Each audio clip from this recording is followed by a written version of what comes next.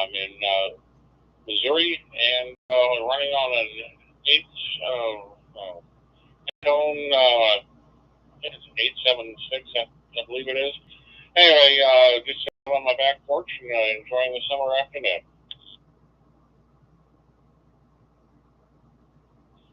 K0UNV, this is Echo.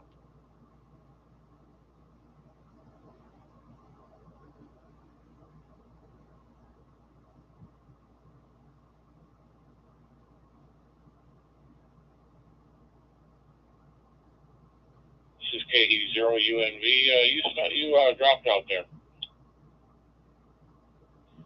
Okay, sorry, some problem with my PTT button. K0UNV from ER1CW. Good afternoon, Tom. Thank you very much for getting back to my call. 25 radio, 529 from your side.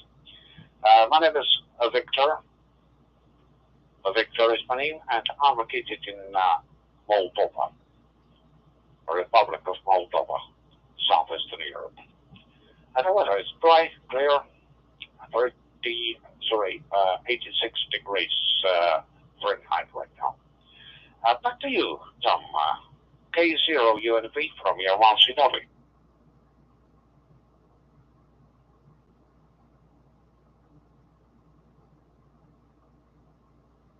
Well, we've got some beautiful weather here as well. Mostly clear skies and 30 degrees Celsius, and so we're probably pretty close to the similar weather that you have.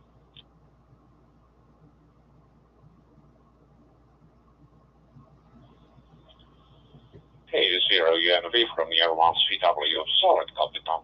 Thank you very much for the short contact. What were the straight hours? I say 73 from Moldova. Have a good rest of the day, and my best greetings to your solar dial. K0UNV from your CW. I'll be clear and monitoring. 73, thank you, Tom. Bye for now.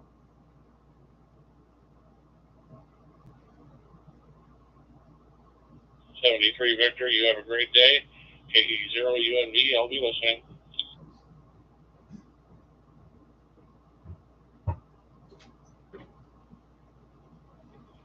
Kilo Echo 0 United November Victor KEOUNV. This is Yankee Bravo 1 Radio Delta Hotel YB1 RDH calling you from Indonesia. Over.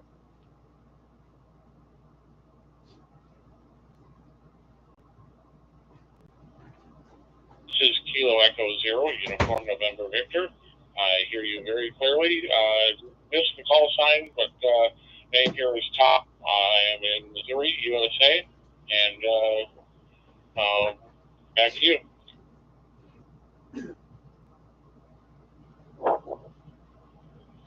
Kilo Echo 0 Uniform November Victor. This is Yankee Bravo 1 Radio Delta Hotel returning. Very good morning, greeting from Indonesia. Let me see this person stops crying over here. My name is Moklis, Mike United Kilo Hotel Lima India Sierra. You're coming to Hot and Beer here. Beautiful copy. Now, there's a little drama earlier here. Not drama, but you know, there's one guy, he keeps saying everybody's jumping in too fast. And they kind of loud. I'm like, first of all, this is the biggest talk group on the Brad Meister Network, talk group 91. This is like always packed. You know, you can't even wait a few seconds. If you want to jump in, you have to jump in. That's it. This is Kilo Echo 0 Uniform November Victor. You see what I'm saying? You got to jump in. Clear, very good copy. I mean, they talk to each other now, but I'm saying, you know, when they're done with the conversation, he's not gonna take a few seconds before another conversation happens. Or you gotta, you know what I'm saying? So this guy, I don't know why there's always a gatekeeper that feels like he needs to police the whole band. You always got these people like that. I don't know why. Thank you. Like they got nothing better to do. Even on DMR, you know, it's already with the gatekeepers. Yes, my friend. Funny. I'm speaking to you saying homebrew hotspot. Of course, they just laughed at him, and he's gonna pop back in. XIRC266. Really simple, my friend, no? Compared to They called out the foreigners. He said, "Are you foreigners?" I was like, "What?" You also operate FDH. Anyway, I'm drinking some water. I think you also operate LSP. Who knows, my friends? We will have case or sometime. Yesterday I participated to IOTA. Anyway, let me put it back over here.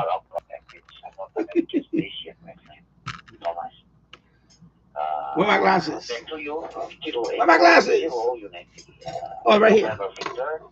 This is Yankee Bravo Radio Delta Hotel. Oh, sorry, my friend. My name is Mokles. My United Kilo Hotel Line. I'm gonna turn on this light and turn on this one. Hey, there go the lights. There go the lights. Delta Hotel. I thought I was him. No, I was gonna jump in, but then I heard some drama. I said I don't want to get involved with that. Yesterday, also do a lot of HF. Used to do quite a bit of parks on the air. Haven't been able to for quite a while. Anyway, this is the radio that you hear.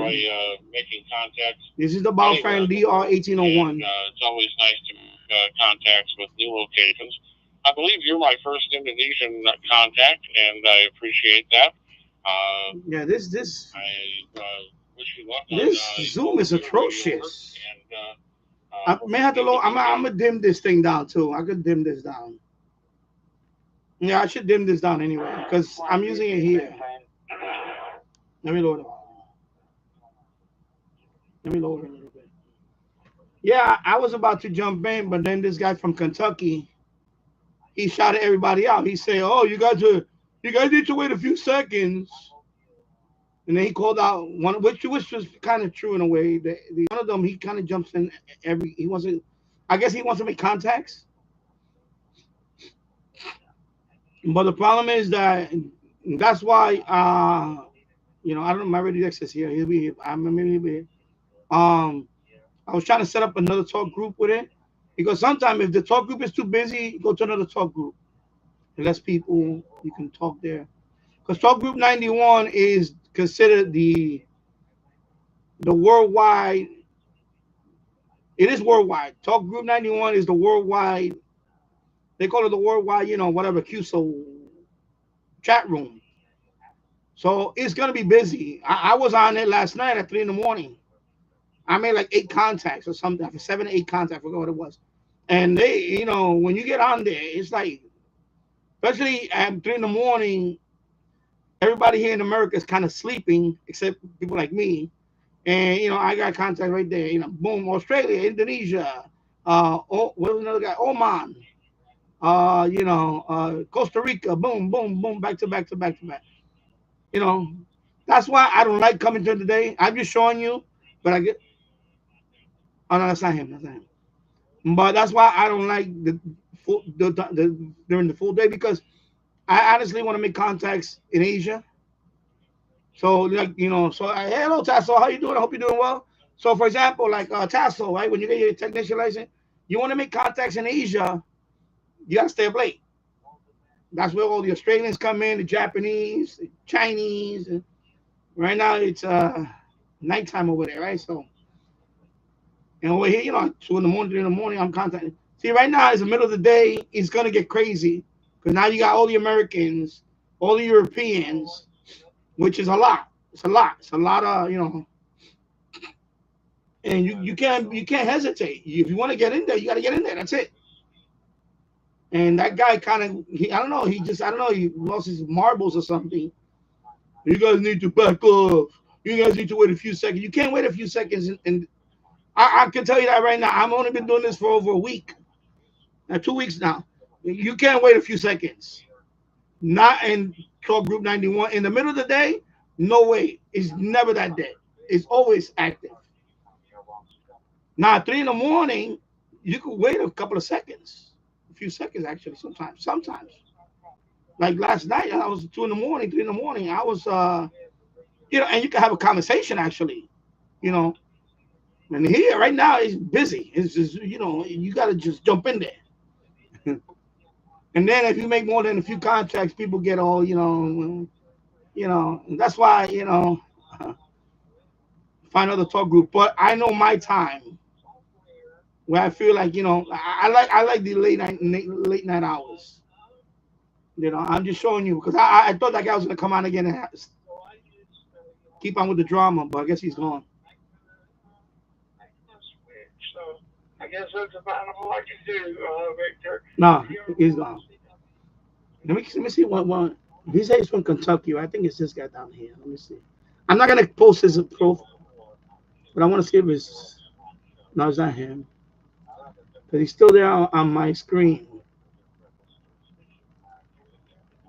Okay. No, I can't. Why I clicked on the same one?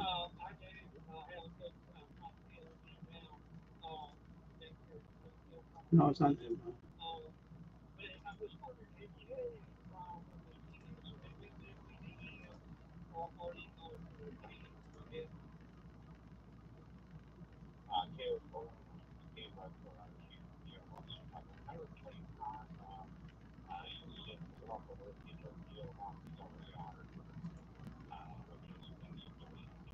Oh, he doesn't even have. Oh, okay, I see why.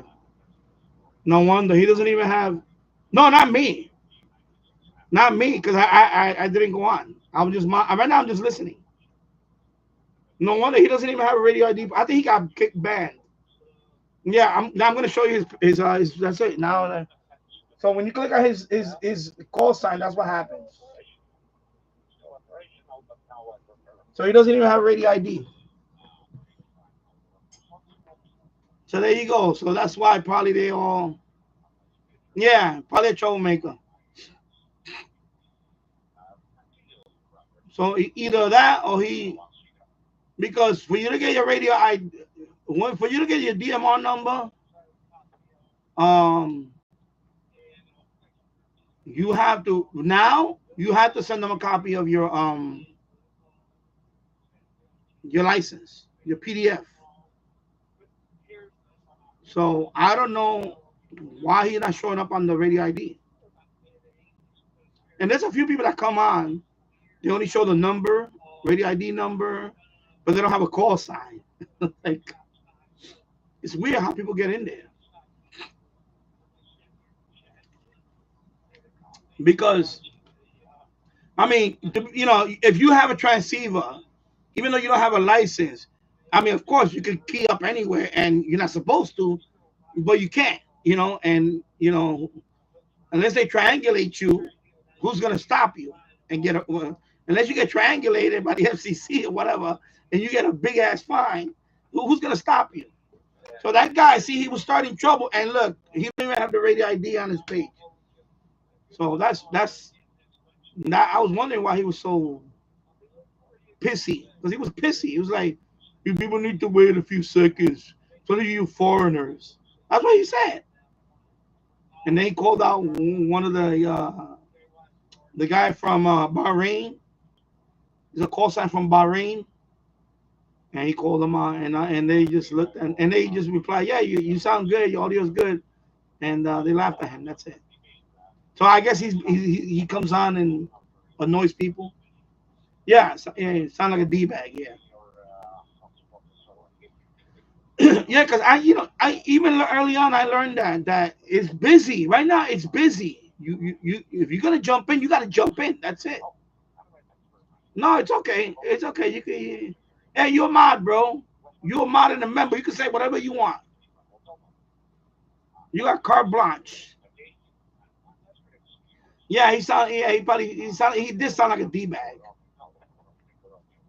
So but I'm just showing you because I thought he was gonna come on again and start chattering again. Because he came, he said something first, then they ignored him, then they kept on talking, then he said something again, and then the third time they say, "Yeah, your audio sounds good," and they laughed at him. And I think now he went away.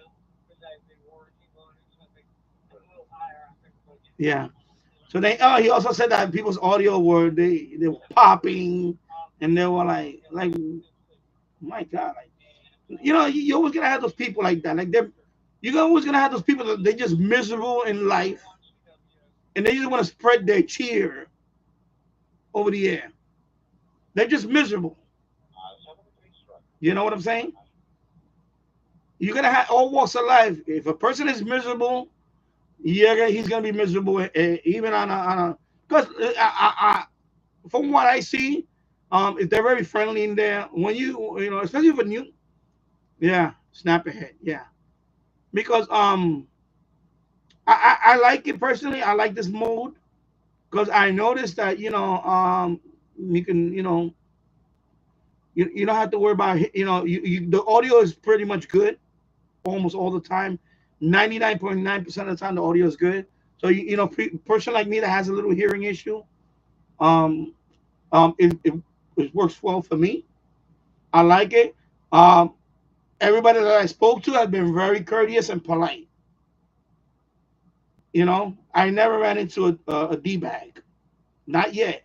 This is the first guy that he sounded like a D bag, but I can see why. He doesn't even have again. He doesn't even have a radio ID because you need this radio ID to set up your I just showed his call sign. Sorry, but yeah, she just sounds like a D bag. Like, I'm sorry, like you're not the fucking gatekeeper. I'm sorry, there goes the FM, the PG rating FM. The PG rating out the window in the 15-minute mark. Yeah, he just sounds like a dickhead. Like I guess, he probably was the same people that they go on HF, start shit over there, and wants to come over here and spread his fucking joy, Seriously. You was gonna have those dickheads. They just want to go and spread their fucking cheer, Yeah, exactly.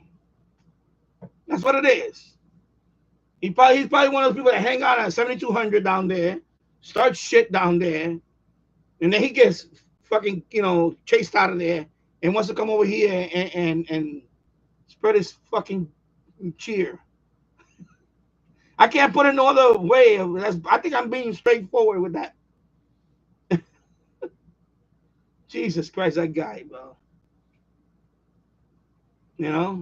Like he's just complaining about the audio's a little too loud and you guys need to wait a little bit more. Like chill, bro. Like, if you don't want to be in this is one talk group out of many. If your talk group is too busy, go to another talk group. That's it. If you really want to talk to somebody, just jump in. You know what they say, when you slow, you blow. That's the problem. He's too slow.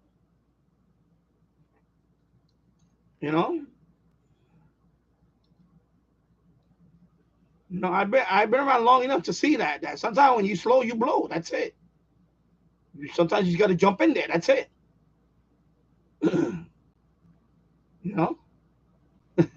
You snooze, you lose. There you go.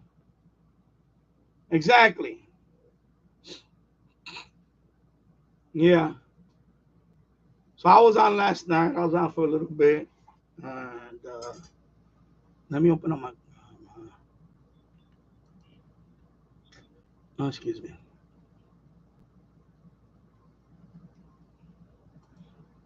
Actually, I'm going to open it over here. Let me close this page. This D-Bags page. All right. Yeah, we're done with him. I think he's gone. Yeah, maybe, no wonder he doesn't have a radio ID. Yeah. So let me put it right here for a minute. And yeah. Anyway, I just upgraded my membership. You can see there. Because I wanted to download my logbook. So this is what last night. Last night. So last night. So I spoke to Alfred again. I know I'm already there, except he's on. Yeah, I spoke to Alfred again. He's a regular. And yeah, it's it's good to that time of the evening you talk more,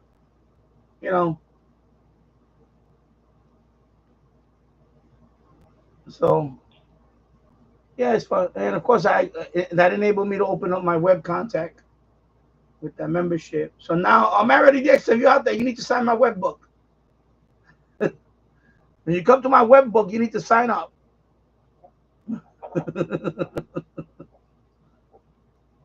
Yeah. Yeah. I don't know. It's a little humid today. I don't know why. It feels humid. I got the AC running because it feels humid. Not that hot, but I don't know why it feels humid today. And hello, Mike.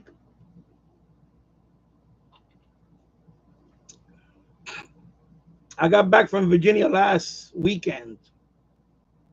I was in Chantilly, Virginia. I know you from Richmond. So I was in Chantilly, Virginia. We took our son to the Air and Space Museum. And he enjoyed that. Although it was very hot. The first couple of days we were there. Like the first 3 days it was. Yeah, by Dulles Airport, yeah. By the airport, yeah. So that hotel was right there. I was at the Wingate. Wyndham Wingate. I was there. So we took him to the Air Space Museum, and then we went to Maryland, and we took him to the Computer Museum. There's a computer museum. It's kind of unofficial. It's actually an office area. It's some people's personal collection. There's a lot of computers, mainframe computers, UNIVAC computers, supercomputers. There was a few Cray computers. So let me turn on my radio.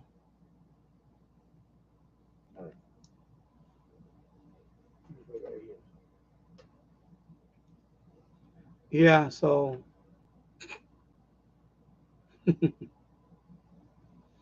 yeah, I like Virginia. My wife, I don't know why she said she wants to stay here. I really, if it was up to me, I would sell the house tomorrow. But we decided we do it together. We're together. I think she's getting to that point. I think she's getting to that point. I think we'll find that in November, and also in 2025 with this governor, whether New York is going to be. Because New York State is crazy now. It really is crazy. And I'm looking to move. That's why that rig is the last rig I'm buying. That's it. I don't. And I'm gonna sell off a couple of rigs. I'm gonna downsize a little bit, a couple of rigs.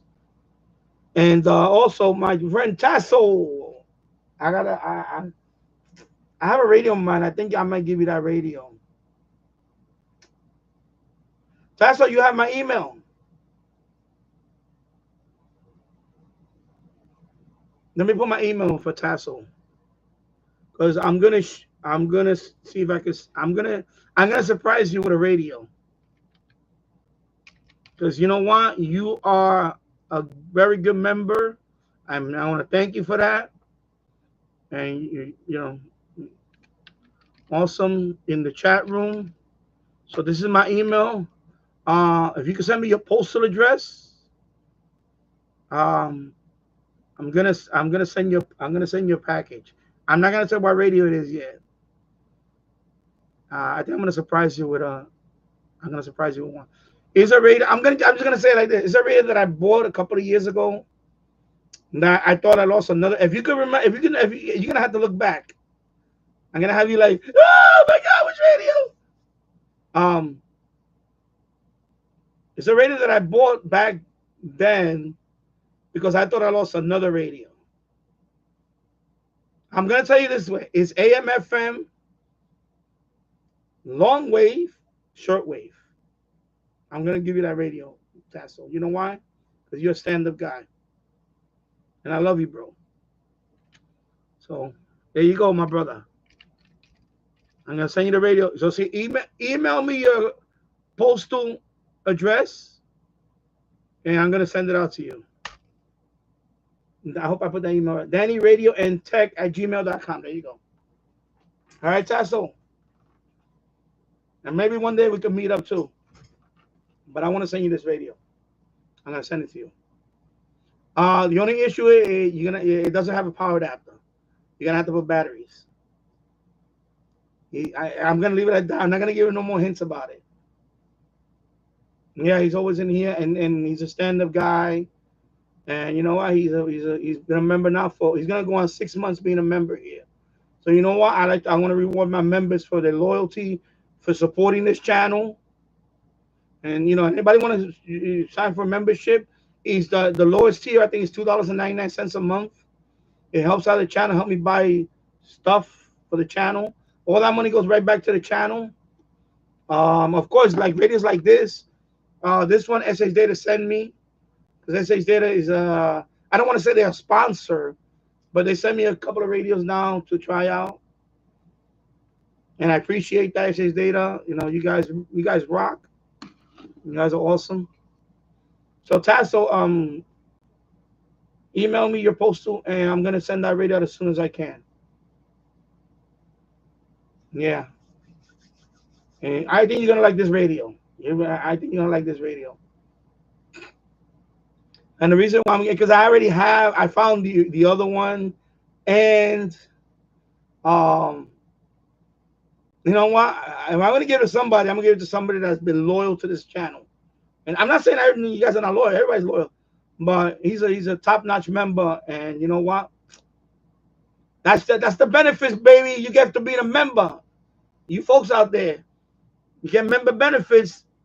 He's gonna get a radio now, and I got more radios I can give away.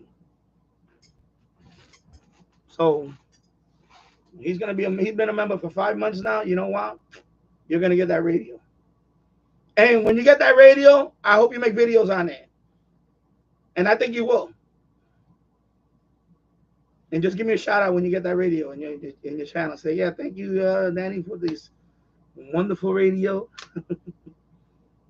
So yeah. Originally, I was gonna send you the other Baofeng, but you know you don't got your license yet, so don't waste your time on that.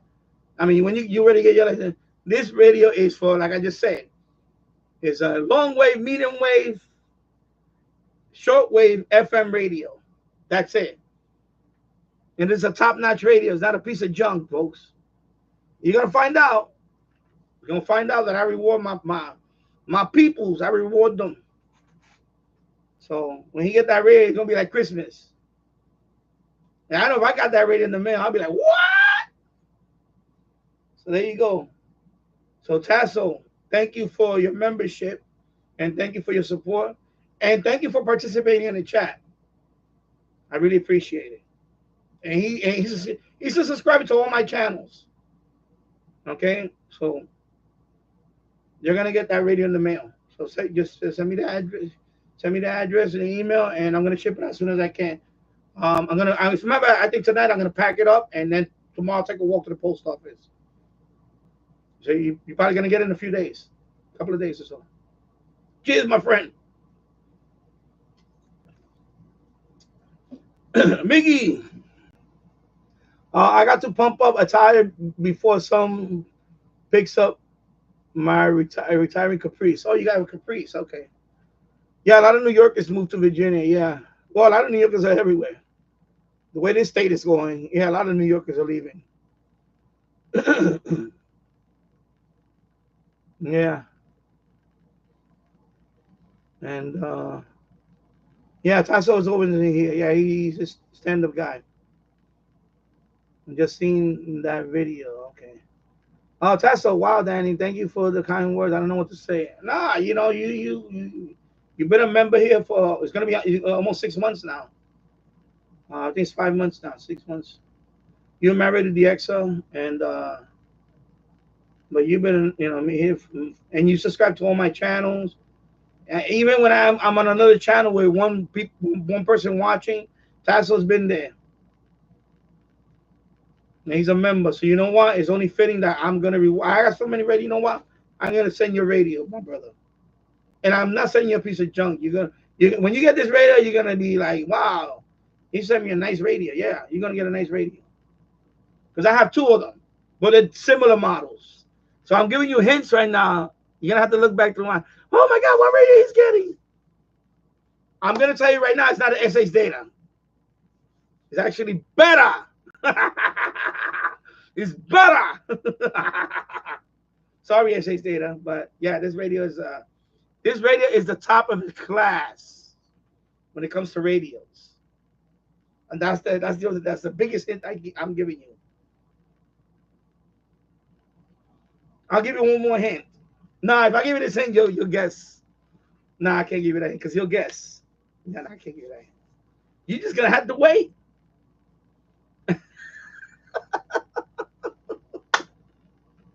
You're just gonna have to wait. Yeah. But yeah, I'm gonna send you that radio, Tasso. You're gonna get that radio. Because you know what? You've been a straight up, you've been a good member here, and you know what? Yeah. Hello, James Farley. I hope you're doing well. So that's why, I got a couple of more live streams left, and then I'm gonna be off in August. But yeah, Tasso, email me your postal address, and I'm gonna ship that radio out to you as soon as possible. I'll take a walk to the post office right here. I got a box for it. I have to find a box. I have an empty box around there. I'm gonna pack it up real nicely, and then you should get it in a few days. I'm in Yonkers, so you right there. You're gonna get in a couple of days, at least a couple of days. Tasso, the feeling is mutual. You will have some of the smartest people in here, and it's a pleasure to participate, interact with all you guys. Yeah, I mean, exactly. My chat room, this chat room, I have some of the smartest people here. I'm without you guys, this live stream is, it's boring. See that guy? No, he didn't kill. Yeah, no, that guy's gone. The annoying guy in the DMR thing, he's gone. Yeah. Yeah, so I just gotta buy the amplifier. He said the amplifier. For that new rig, I'm gonna buy the GPS antenna. I don't have to buy it, but I wanna have the GPS. In the back of the radio, there's a RS-232 connector. You put it in there, and it got a GPS antenna, and that's good for like when you make contacts, especially on the C4 FM. It tells you my location to them, exactly how many the distance, how far away I am, little things like that. So same thing when I make contact with them, it not only gives me their call sign and their name, it tells me the distance on the screen, which is really cool. So it's like $30 the GPS antenna. So you plug it into the back of the rig, and then it has a USB part. You put it into a USB plug for the power, because it needs power. It needs 5 volts, and the GPS and then in the rig you'll see a little satellite image, like a picture of a satellite. The satellite. The spaceship. You see a little in the corner. That means it's GPS. It's on GPS. For example, this one doesn't have GPS. If you get a DMR radio with GPS, what it does is when you're talking to somebody, the GPS tells them the distance. Like not only your call sign comes up on the radio and the name, whatever you want to put on it, but it also tells you the distance, which is cool. That's really cool. So you know exactly how. So you be like, yo, yeah, my guy, oh yeah, 10,000 kilometer, whatever. It just tells you the distance, and it says it in kilometers, but I think you can change that to miles. But I don't mind reading kilometers. That's fine. Things like that. Yeah. Yeah, it is. The heart was annoying. And it is a pleasure to participate and interact with all you guys. Yeah, I think I read that already. Hello, Glenn Dance. I hope you're doing well. And yeah, because I'm doing these live streams. Probably maybe I'll do one tomorrow, and then 'cause today is the 28th, right? Yeah, so I'll probably do a couple of more. I could probably because how many days are in July? 31 days. So I may run the gamut. I may run the gamut, and then on the 31st will be my. And then after that, I won't do a live stream until maybe Labor Day weekend.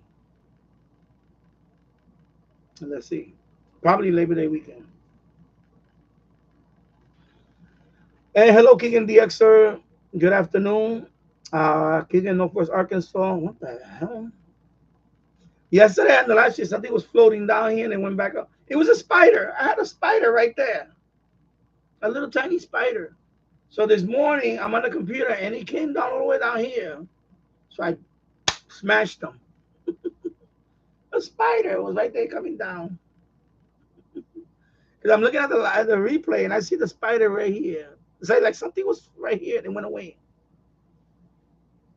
Oh my God. So it was a little spider. Yeah. So Northwest Arkansas, 90 degrees Fahrenheit and mostly sunny. Well, over here right now, it is mostly cloudy, 83 degrees Fahrenheit. It feels a little muggy. I don't know why. I think it's just it just feels like that.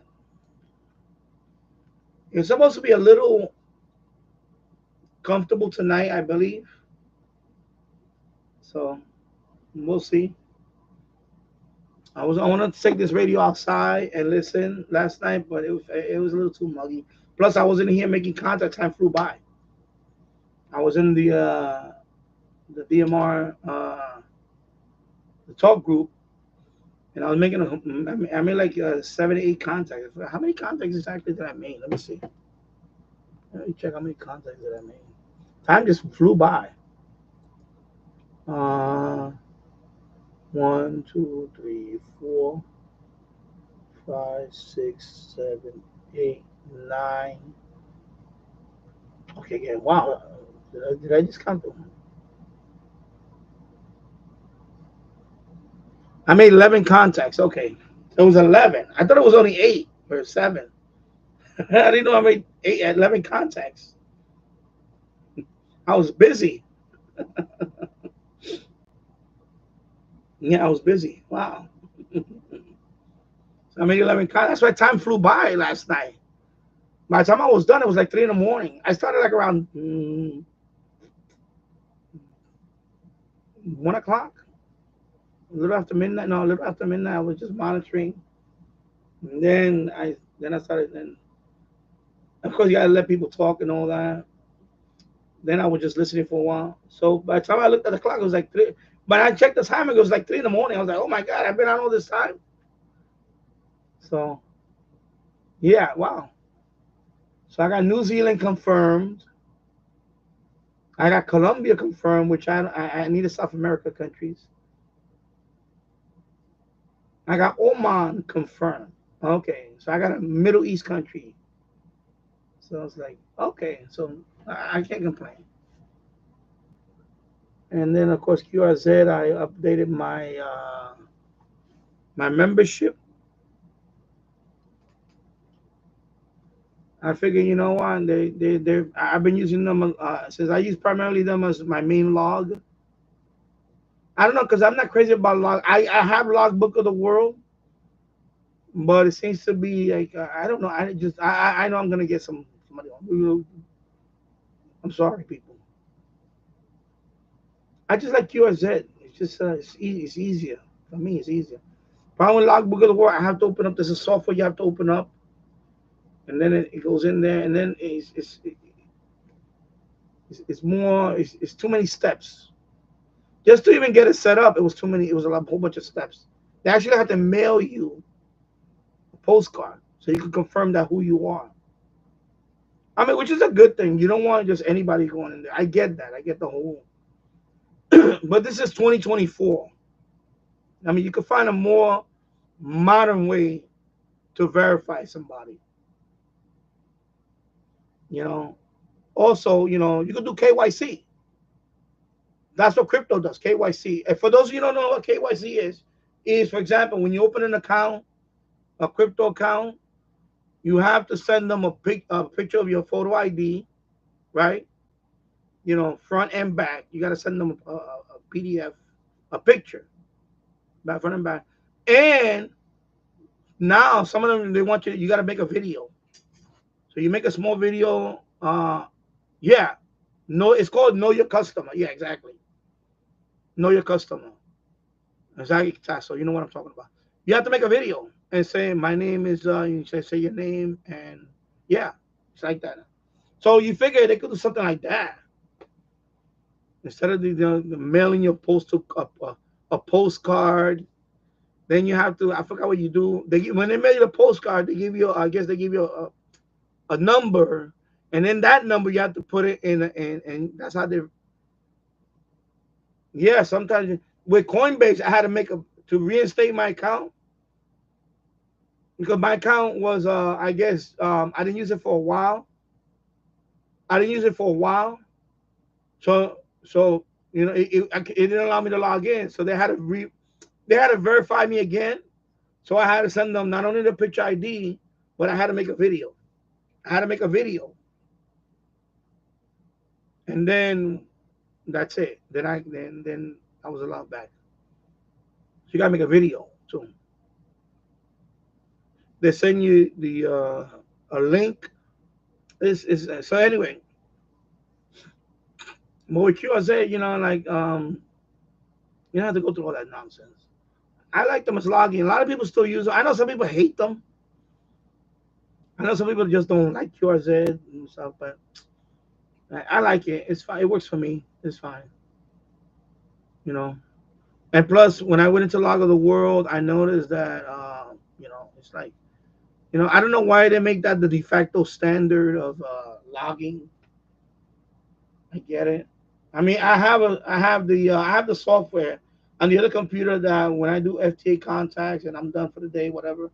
Or in this case, this one, because now that you see the QRZ thing, you got to become at least that type of member. So now I can download the whole file. It's called an ADI or ADIF file or a short ADI. That's the file that has all your contacts, everything you logged in. So I downloaded that and I uploaded it to. So now that no, I haven't done it yet. I'm gonna do it. I have to. I downloaded it to my computer. Now I'm gonna take that file. I'm gonna upload it to Log of the World. So update that one. Because you know all of these, you know, not that I go crazy over them, but you get little awards here and there. So you know, so like this one, I just got that continents of the world. So I decided to get the certificate. So I'm gonna get the certificate in the mail for that one for the continents. I'm gonna put it on the wall somewhere. All continents. So I'm gonna put it on the wall somewhere. I'm gonna receive it.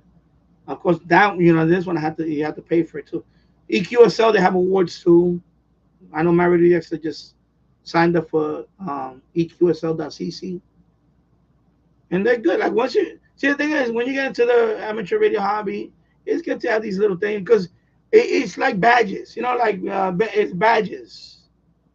They're like badges, so it keeps you, you know. You know, you don't get bored. You know, it keeps you, you know, oh, you know, like for example, with the 50 states, right? I'm at 33 now, so I need 17 more states. So when I'm looking for some of the content where I sometimes I have to, if I can check what state they're from, I go, oh yeah, oh I need this state. So then I'll probably jump in more like, okay, yeah, I want to talk to this guy because he has the state that I need. You know, we all like little badges and plaques and all that. So, you know, I'm not crazy. I'm not obsessed about it, but it's nice to have the little badges, and it's okay. It makes the hobby more enjoyable, fun. You know, you have goals. You know what they say about goals? Every time you have a goal, anytime you put goals, you know, it actually makes it interesting. It motivates you to, as opposed to, like, when I say all the time about goals. There's people out there that have no goals in life. And I'm not talking about radio, I'm talking about in general. Like, some people have no goals. They go around going through life with having a goal. Like if you haven't had your high school diploma, is your goal is to get one, even if it's your GED one day? If you're a high school graduate, would you like to get at least a college degree? Like, I always had goals and things like that, and I don't understand people that don't have goals. I just don't understand that.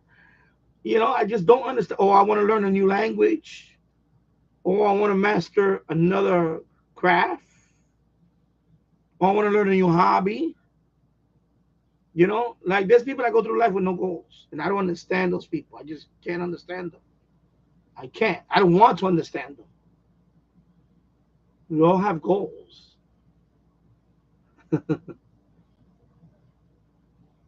Yeah. Tasha says 87 degrees Fahrenheit and clear here. Okay. Yeah, it's cloudy over here. Uh, King and the Exter, that happens here. KJ spider up and down like an elevator. Yeah, I think that's what happened. Because yesterday in the live stream, I saw something floating right here, and it went back up. And I was like, I went like this, I think. And I'm like, what the hell is this? So then this morning, I'm on the computer, and I see something floating right here. And I said, So I don't know why I did. I shouldn't have done that because I could have got bitten. I don't know. I don't know if they bite or not. But I smashed them. I went. And then I just went like that, and it's gone. I don't know what happened to him. And that was it. Then, of course, I washed my hands. I don't want no spider venom going through my veins.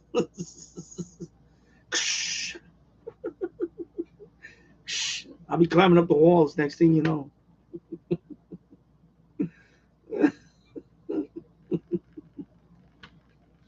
Yeah. So let me make a note of Tasso. Anyway, I'm gonna watch the replay, but I'm gonna send you out that radio. I need to get a box for it. I have a few boxes over there, I think. Let me see. I have a box of them. But you'll get it. You'll get it. I'm gonna send you that because I was debating what radio to send you, and I was like, the radio I was gonna send you one of the SH datas, but I was like, you know what? You have the PL330, which is a nice radio. You have the D608. So I said, I'm gonna give you a radio that is. I can't give you no more hints because then I start. But anyway, you're gonna like this one. This is let me put it this way, it's heavier. It's gonna be heavier than that PL330. Even though it's a portable radio, it weighs a little bit. It weighs a bit. And I'll leave it at that.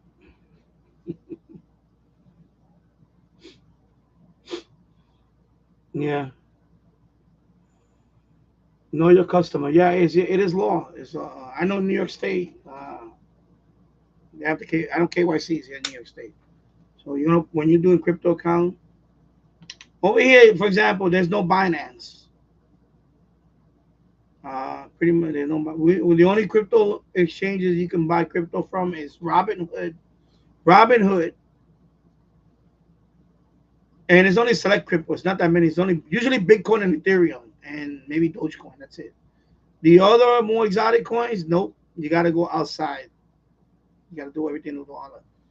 So the big one is Coinbase, Gemini, Robinhood, and then I know you can use Webull, and there's a couple of other ones, but I think for crypto, The first two is Coinbase, because Robinhood is not really even though it's crypto, you can't really send it outside of the Robinhood. Like put in a wallet, you can't do that. Only Gemini and Coinbase you can do that. The others you can't do that. Because you could buy crypto and Coinbase, just buy the crypto there and then put it in a hardware wallet. Like what they call that wallet? I forgot the names of them.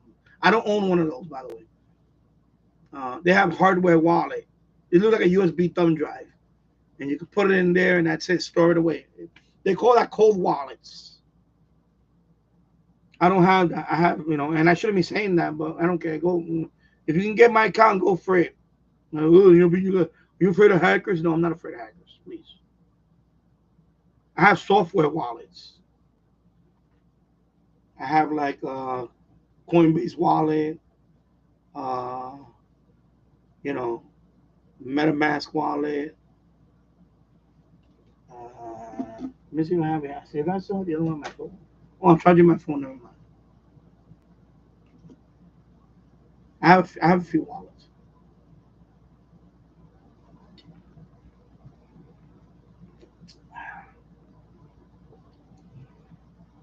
What is that? That's so much. Yeah, yeah. So I have to make a note of it. Let me give me a second. I want to make a note of it so that way I can start doing this after I'm done with this.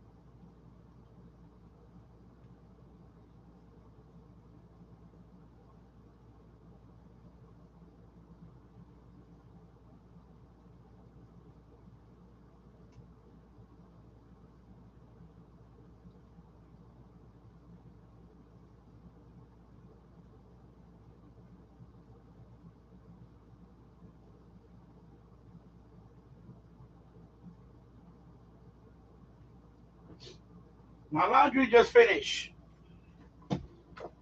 My laundry. I was washing towels. Anyway, see, I made a note of it. So I'm gonna put it right here. And then after the live stream is over, I'm gonna go get the radio and prepare it for shipping for Mr. Tassel. And then either tomorrow, well, if not Tuesday, I'll take a walk to the post office. Most likely Tuesday because tomorrow I think my wife is. I think my wife is gonna be at work tomorrow, so I gotta stay here with my son. Obviously, I don't want to take him with me down there. So it's kind of a little walk. So Tuesday, I'll take a walk down there. Well, of course, you're gonna email me your address and all that. So I gotta make a label for that. I gotta make a label, and then of course, what I'll do is as soon as I send it out, I'll email you right back and tell you that it's on its way. So not gonna be that much. Shipping is not gonna be that much. But I gotta find something to wrap it up nicely. Yeah. Mickey, Mike. Okay, ciao, everyone. See you all again. See you all again. Yeah. See you soon. Take care, Mike, and thank you for stopping by in the chat. So yeah, let me go back up here. Also, you got somebody from China, right? Oh, well, this thing when you click the first time. Okay, now okay, China.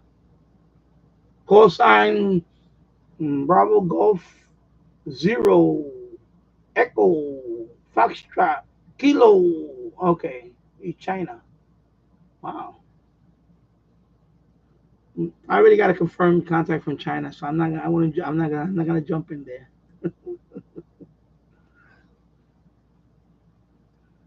Let me see anybody there. Yeah, it looks like that guy left. He's not there now. The troublemaker. The troublemaker.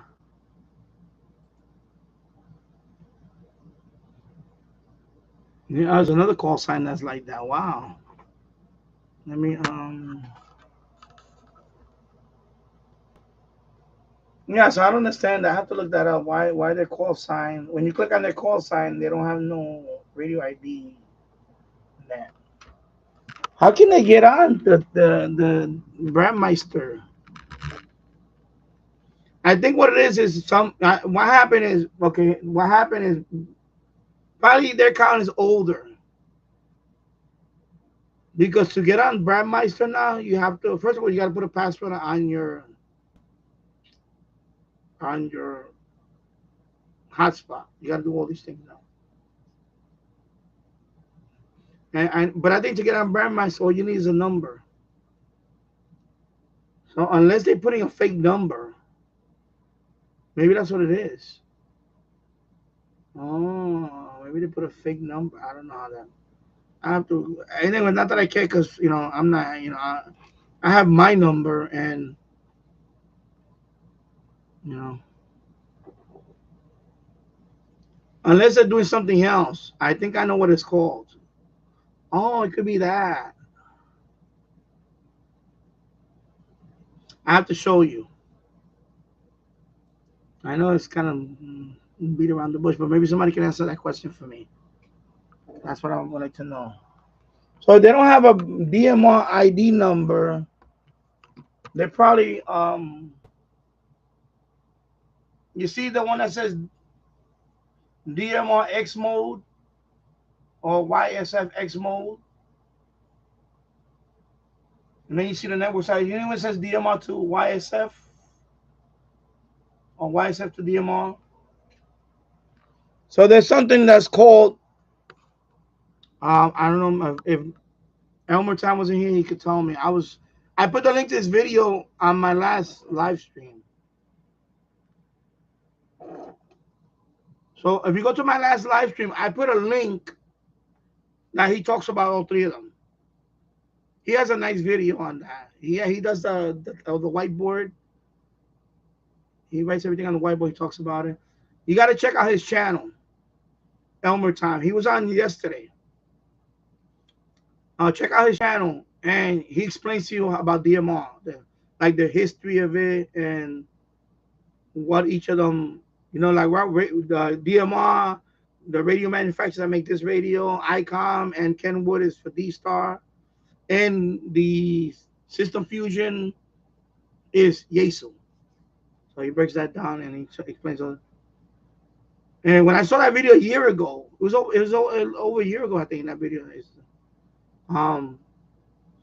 That's where I learned about DMR, the exact his video, and then that got me down the rabbit hole into finally buying a DMR radio and going on.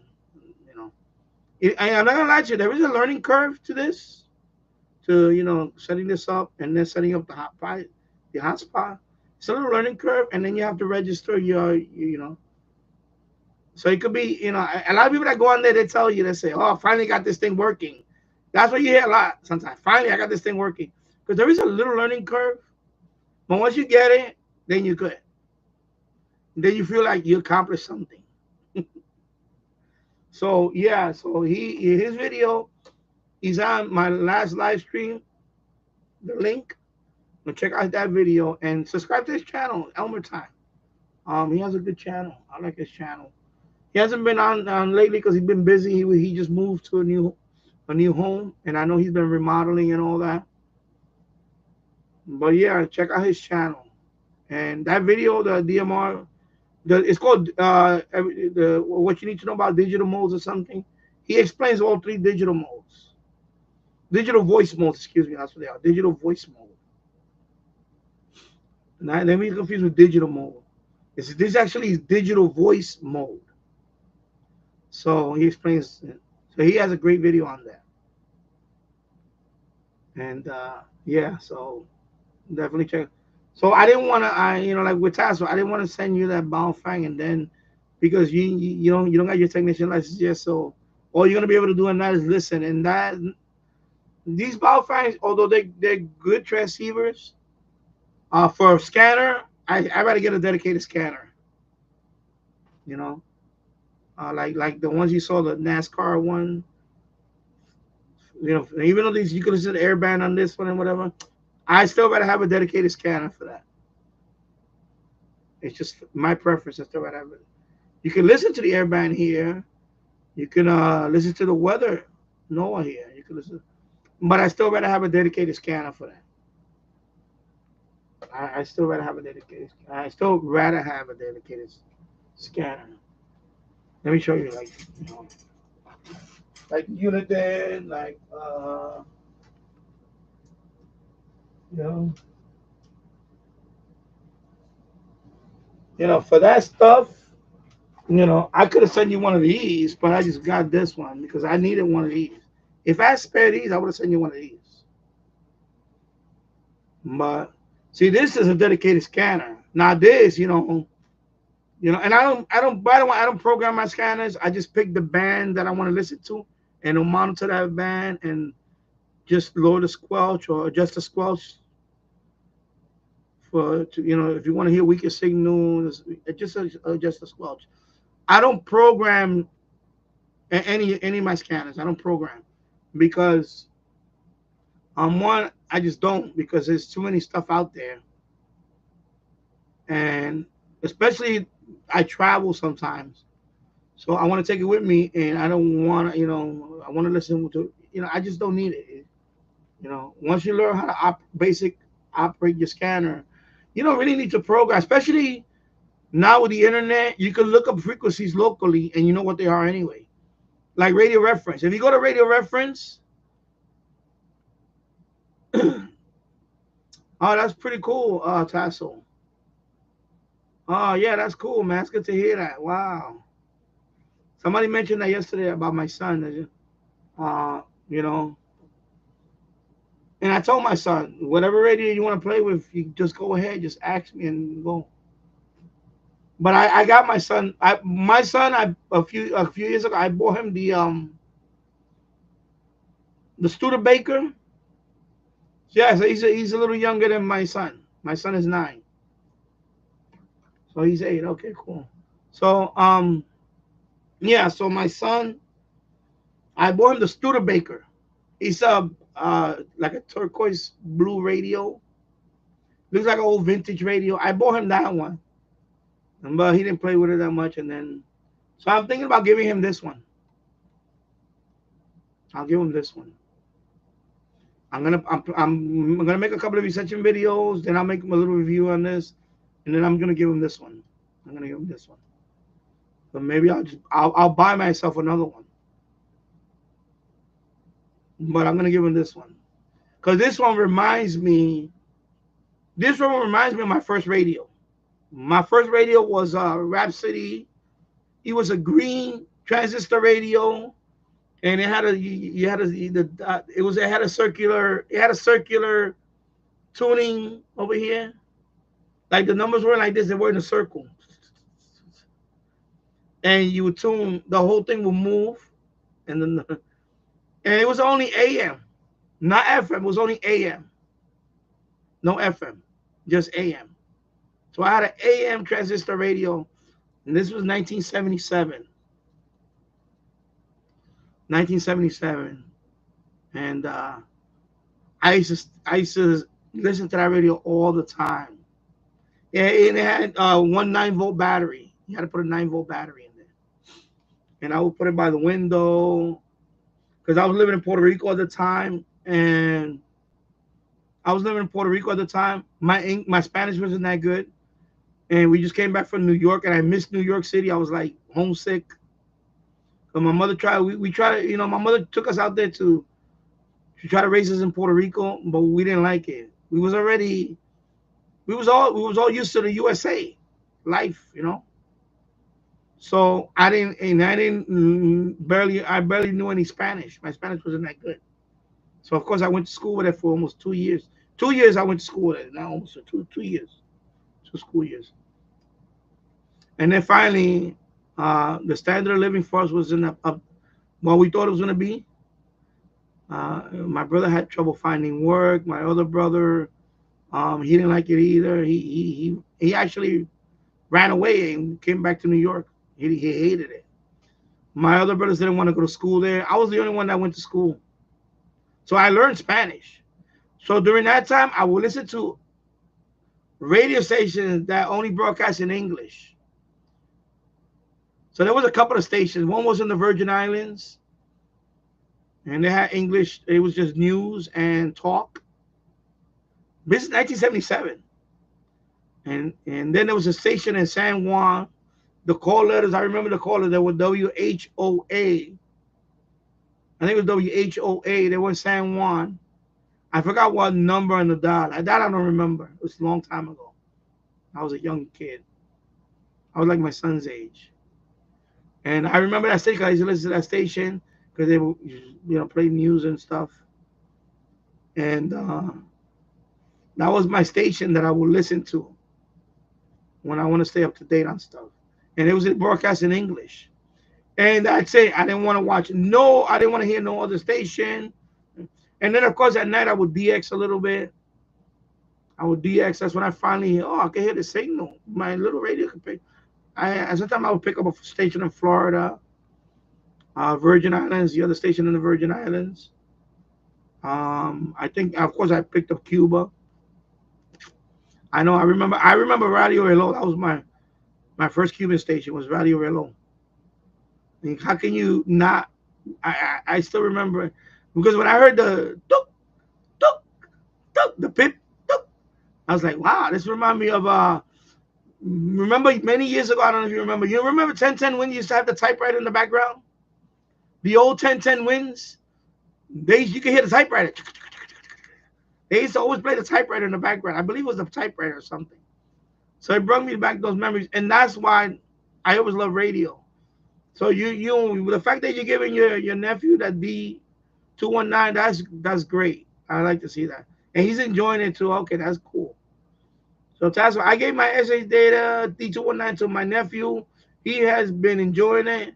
Got to keep the radio listening hobby alive. Exactly. And he was interested. So I said it's all yours. That's cool. Excuse me, it's itching. That's cool. I remember when the first radio that I wanted to listen to, my oldest brother, Papo, may he rest in peace. He had a sound design multi-band radio. It was a sound design. It's a, big, multi. In the 70s we had multi-band radios, like the Radio Shack. What they call that one? What they call that? The Patrolman. Is it called? Anyway, the multi-band. That means they have the CD band, the weather band, police band. So he had one of those with a cassette player. And I always wanted to use it. He said, no, you touch that radio, I'm going to break it. So I was afraid. I never played with that radio. Because I used to see SW1, SW2, and I was like, hey, you got shortwave. I kind of knew what it was already. But he never let me, he didn't even allow me to play with it. So I was like, some brother, right? But I know I understand why. And he's gone now, so I do miss him. And so then a few years later, my brother Alex, who was living in Puerto Rico, he brought a JVC boombox. It was a JVC boombox. And that one had shortwave. So I asked him, I said, Alex, can I, what is SW? He said, oh, that's, you can listen all around the world on that. I'm like, yeah, really? Can you? I first asked him, can you put something on? So he put it on first. And he put the antenna. Because that one had that boombox had two rabbit, it had two antennas. It didn't have one antenna, it had two antennas. They looked like a TV with rabbit ears, that boombox. So when he put that on, he tuned in and he was trying to pick up something. And then finally, I tuned it and I heard the BBC. And I was like, wow, this is the BBC from, London. Excuse me, I'm cleaning the bottom of the, sorry. I'm just cleaning the bottom of this thing is dusty. All right, yeah, I need to clean this place up. So it was the BBC, and that was my first shortwave station that, so I was already medium wave DXing before shortwave, but that was my first shortwave station. And of course, that radio, the Rhapsody that I mentioned, I seen that one on eBay. Somebody's selling one for $20, but I don't know if I want to buy it. Sentimental reason. It looks like the radio. I think he made an offer once. I think this is the same person still selling that radio. For months, he's been selling that radio. It's a green radio. It's an olive green color. Of course, they made that radio in a lot of colors. That radio is many, many colors. So, yeah. So that's cool, Tasso, that you gave him that radio. And so my son, right now he's taking a nap. But I remember he spoke to me on the two-way, the Motorola two-way. We spoke, made that video that we spoke. So I'm trying to get him into the hobby. Of course, when I was down here last night doing the DMR, he was standing right next to me before he went to bed. Around 11, as I came down here, and I was like, yeah. Hey, hello, Bobby. Morgan City, Louisiana, USA, WA5107SWL. Hope you're doing well. And he's 8 years old. That's cool. Yeah, that's when it's good to they get into that. But that's what happened to me. When I got that radio, of course I really wanted the one that my brother had.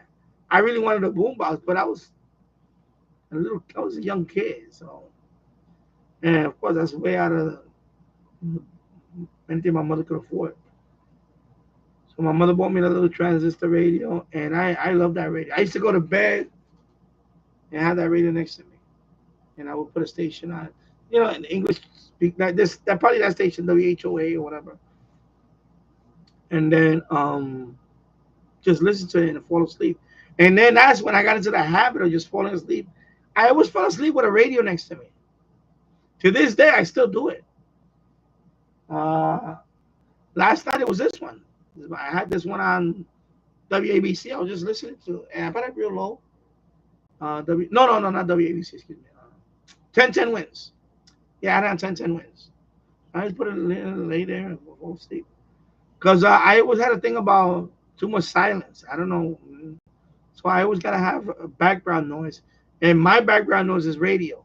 Of course, for years before that, especially before I met my wife, next to my bed, I always have a clock radio. A clock radio. I will always, when I go to a hotel room, I always, if I find a clock radio, I'll, because I didn't take my radio with me, I would always put the clock radio on. My wife and I, when we first met, first time we went to Niagara Falls, I went to Niagara Falls, New York. First thing I did when I went into that hotel room, I put on the radio. There was a clock radio in the room. I put on the radio on AM, of course, not on FM, on AM. And I heard Canadian stations. I was like, wow, hey, look. I said, look, honey, this is Canadian stations. My wife looked at me like, you dork. You're such a dork. I'm like, yeah, this is Canada. Oh, Canada. My wife looked at me like, you're such a dork. Yeah. Like, they don't understand radio like the way we do. Like it's just a part of life, a part of our life. When she's driving, I put on the radio. I'll put on AM. I'll put a station there, and even when we're going like traveling and she's driving, I'll put on the radio. Like she can drive without radio. I can't do that. How can you drive without listening to the radio? I put on the radio. You know, you're stuck in traffic. Put on the radio. Makes it a little more bearable at least.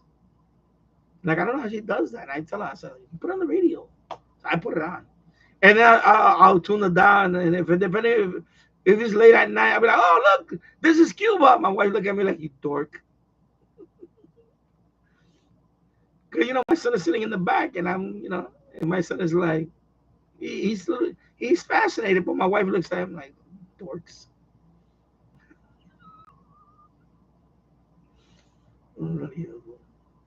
Yeah.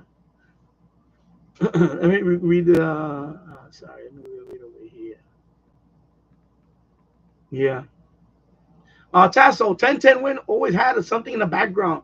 I never knew what it was, but I always thought it was cool until the pandemic. Then the newscaster started broadcasting remote and it stopped. Yeah, I think that happened too. Because it's like a typewriter. It's supposed to be a typewriter.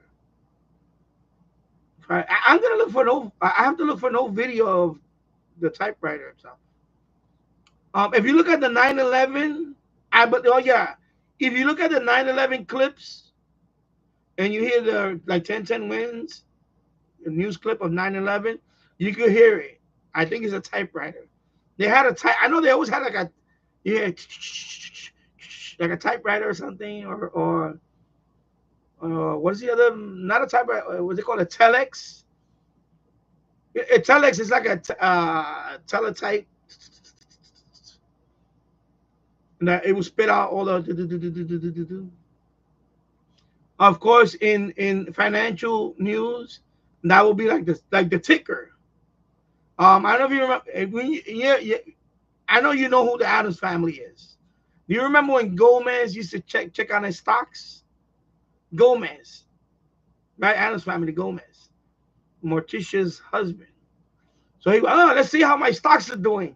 So he had like this big globe, this big glass thing, and it will spit out the stock post. And he would take it out with a paper and he would look at the stock trades and he'd be like, oh yeah, this one went up $2 today, and this stock went up $3 or whatever. Big oil or whatever, I don't know, So you hear that teletype. So that's why I think that's what in the background. I remember. I have to go look it up now. Those clips, like a teletype.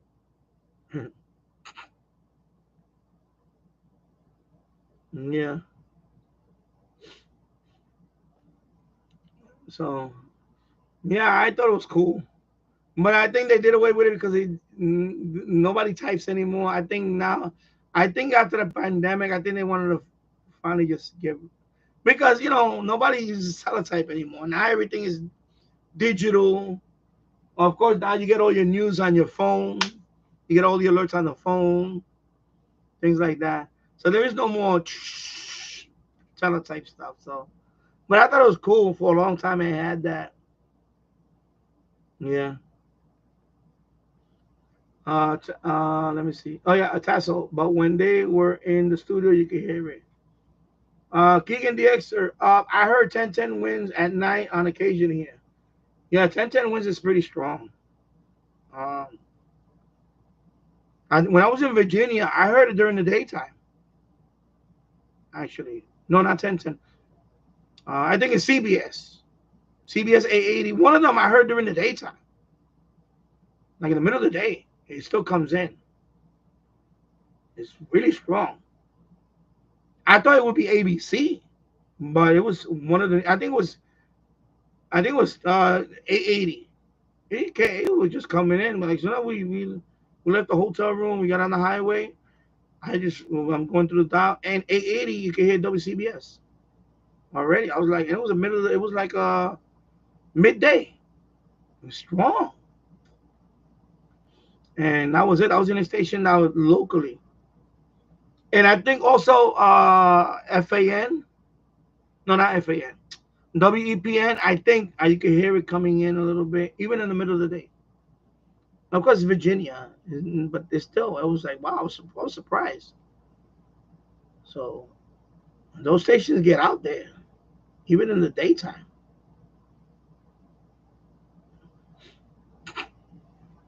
Tasso, the background noise stopped for good. I noticed once 1010 when started simulcast at 92 point. Yeah, probably around that time. I know it's been a while since they got rid of the teletype noise or whatever it is. Yeah. So I guess they retired it, whatever it was. Yeah, that's all. Bobby, watching the games right now, yeah, the Olympics. I haven't been watching it at all. I didn't watch the opening ceremony, and I'm glad I didn't watch it because of what happened. Like, I don't understand why they have to do that stuff for the Olympics. Like, I know it was supposed to be a unique opening ceremony because it was not going to be in a stadium. And, I don't want to get into the whole thing about it. Like, if you want to parade yourself in drag or whatever, that's your prerogative.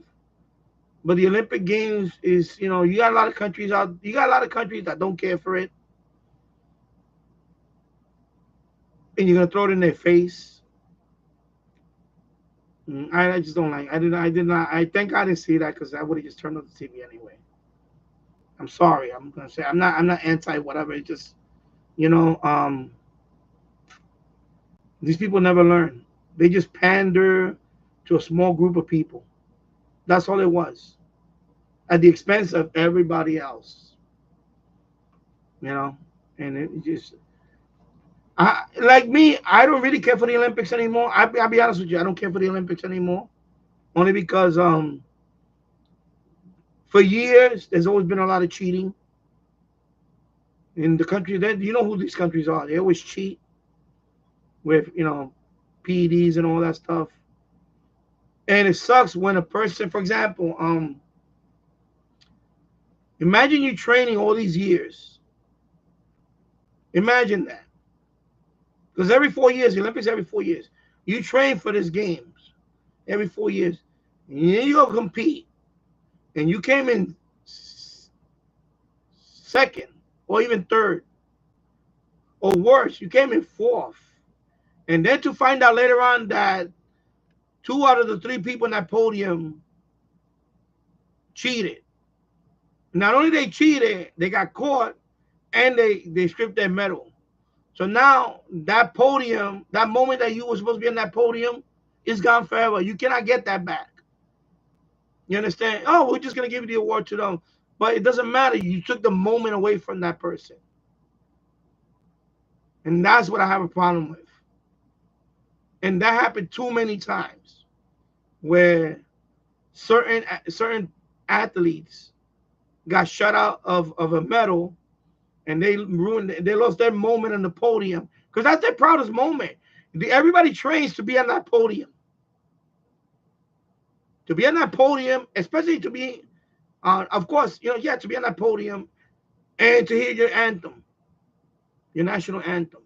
That's what everybody trains for. When you take that away from an athlete, and then you find out later on they should have been there, but they got cheated. That's what I didn't like that. And that started rubbing me the wrong way. And I don't care for the Olympics anymore. I don't care for it. It's not a big deal anymore for me. I don't care about the medal count no more. I know I checked it this morning. I think we're like not even, I think we're like third behind medal count. I think Australia's number 1 in medal count. I think Australia or China or somebody. And then United States, like, I don't even care. I don't care about that no more. I don't care. There's so much cheating going on. It's just ridiculous. And then the opening ceremony, that doesn't do any favors. That doesn't do anything to try to get the people that are already borderline that they don't really want to watch it anymore. And that's me. I don't care for it anymore. I know there's some interesting things about it. I believe they're gonna have breakdancing as a competition. I might look at that because I remember growing up. I grew up in the Bronx, so of course breakdancing started. I don't care what anybody say. Breakdancing started in the Bronx, folks. I know somebody goes, "Oh no, it started in Brooklyn." No, it's not in the Bronx. So I believe breakdancing is gonna be in Of course, I'm interested in to see how the men's soccer team do I know they got blown out by France, so they're not doing too well right now. I know the USA basketball team's supposed to be, well, we'll see. I mean, they beat Serbia. I think they beat them pretty good, but we'll see. Uh, Man, I don't really care about anything else. I just don't really care for it anymore. I don't. I don't get patriotic about it because some. Remember the Winter Olympics, the last Winter Olympics, it was very woke with the kneeling and all that, and I got fed up with that. I just said, you know what, I cannot support that stuff. It's just disgusting when I see that nonsense. I cannot get into it. I just cannot get. I used to love watching the Olympics. And I would stay up and watch. Oh, uh, depending on where in the world they are, sometimes it's live, and I can't. I'm not into that anymore. I just not into that. Maybe because I'm older now and I seen, but they didn't do any favors by putting on that nonsense on the opening ceremony. They shouldn't have done that. So you got countries out there that don't care for that. They're very conservative, religious. I call them what you want to call them. We all agree to disagree. But you gotta and you have their fans too. You got their fans coming in there, and this is your opening ceremony, parading like this. I'm sorry, I just didn't like that. I don't like that. I don't know. I don't understand who organizes these things. Like, have some decorum. You understand? It's just I just I'm honestly thank God I didn't watch that because I would have turned off the TV anyway. I'm not. I'm just not gonna watch that. I don't care. I don't care how. Oh, you're this. No, I'm not this. I just don't care for it anymore. Stop throwing it in my face. And that's what I had a problem with. I have a problem with that because you shouldn't. You don't have to do that. You don't. They really didn't have to do that in the opening ceremony. They didn't have to. You know, they didn't have to do that. And when they do that, you're kind of pandering to a small minority of a group of people, and you're really saying the rest of the people, you're doing this to them. And that's I would have tried. I didn't watch the opening. I was thinking about watching it. And then I missed it, and I was gonna watch the replay. But then when I saw that, I said when I heard the whole controversy about it, I said, yeah, I'm not gonna watch that. I'm not gonna watch that. Forget about that. And that's it. That's all it took. Like they're still woke. They haven't changed. So now I don't want to watch any of the events. And all it took is that one thing, and that's all it took for me.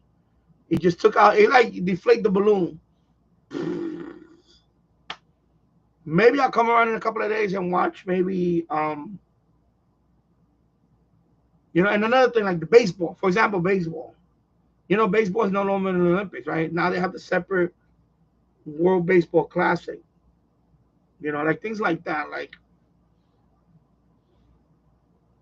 that's why they talk about. There was one time they talk about bringing the Olympics to New York, and a lot of people said no, we don't want that here.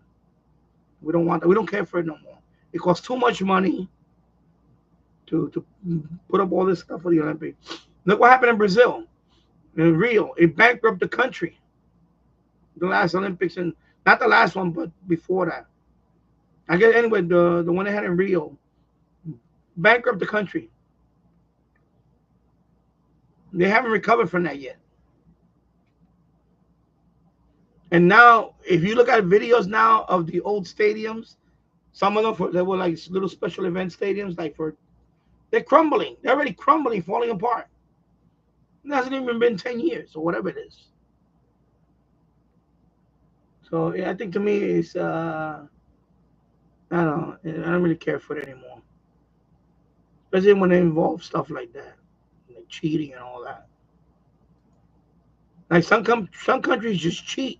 They don't. They all the athletes go in there all juiced up. You know, it's ridiculous.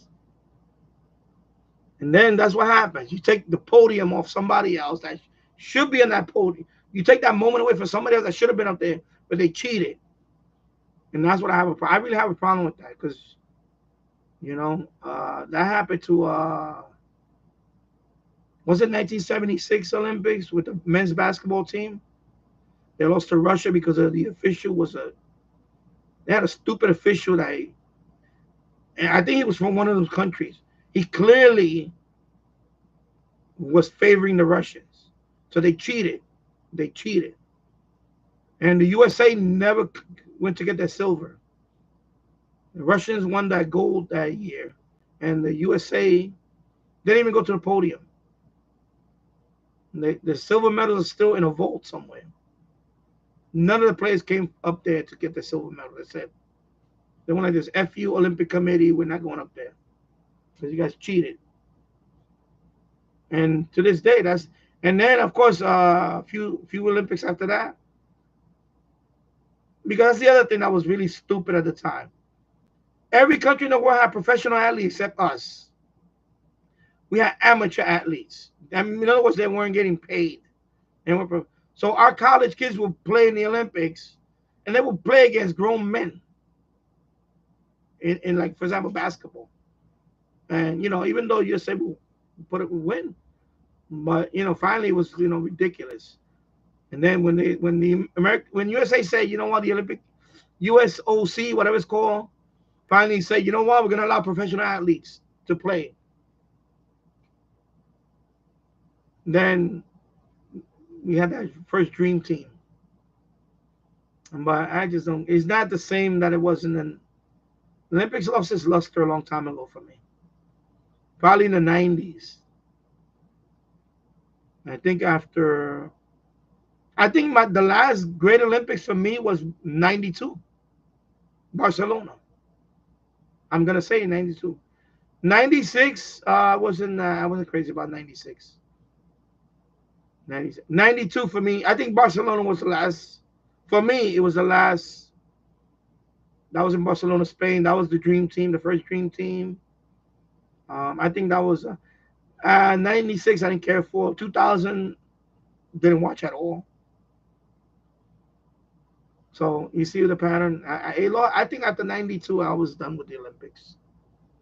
I know they had the Olympics in Athens when one of the dream teams went there and they got embarrassed. That was like one of the worst Olympics I've seen. It had to be in Athens. It was one of the worst. Yeah, it lost its luster since the 90s.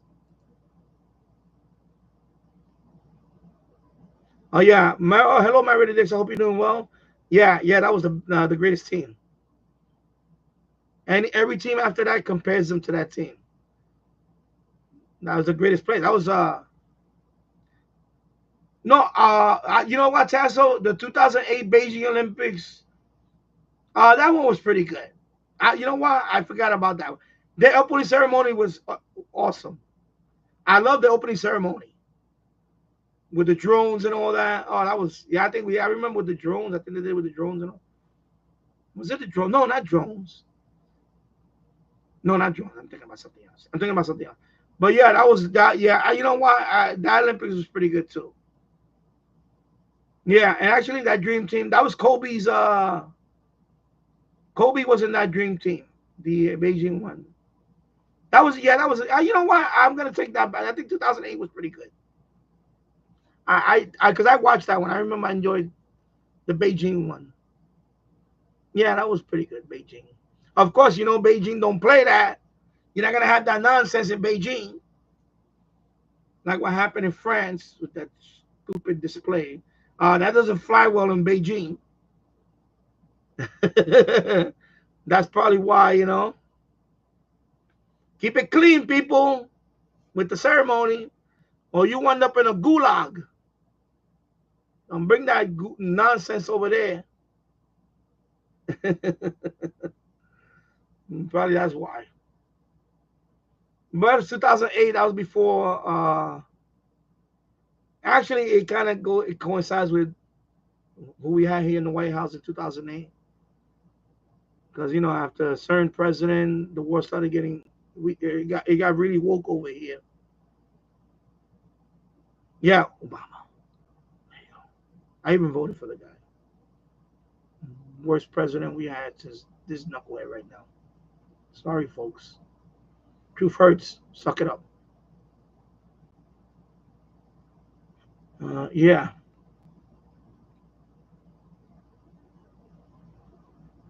Let me go back up here. Tasso, um, Bobby, good time to get Peacock. No, I'm not gonna subscribe to that Peacock nonsense. I get enough free TV. I never want to pay for TV. So, no, not gonna be happening with me. And that's the other thing. Yeah, NBC, of course, opening service. Everything else is gonna be on Peacock. 99% of the Olympics is gonna be on Peacock. No, thank you. It's okay. Not worth it. Not for me. Not worth it. Tasso, I sometimes have the radio going on night. Yesterday, I was listening to Curtis Lewa and his wife Nancy. And, yeah, I had it on last night, and then I was on the making contacts. Talk Group 91. I was there. Like I said, I think 11 contacts or what? I forgot the number. I think I counted 11. Yeah, 11. Yeah, 11. So right now I'm just monitoring it, and I turned off my bow fangs. Right there, so,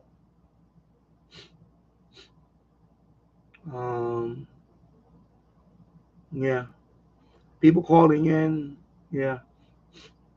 Keegan the sir, I will listen to classical music from local NPR station WKUF. I mean what is it? KUAF Fayetteville, Arkansas at 91.3 FM on a clock radio before sleep. Yeah, like I said, I do that. I had that too for a long time. Clock radio. I still own a couple of them. I have a little cube looking one. It's a GE. I still have that one. I have that clock radio. I had that since 19. That's one of my oldest radios. I'm gonna say 1987.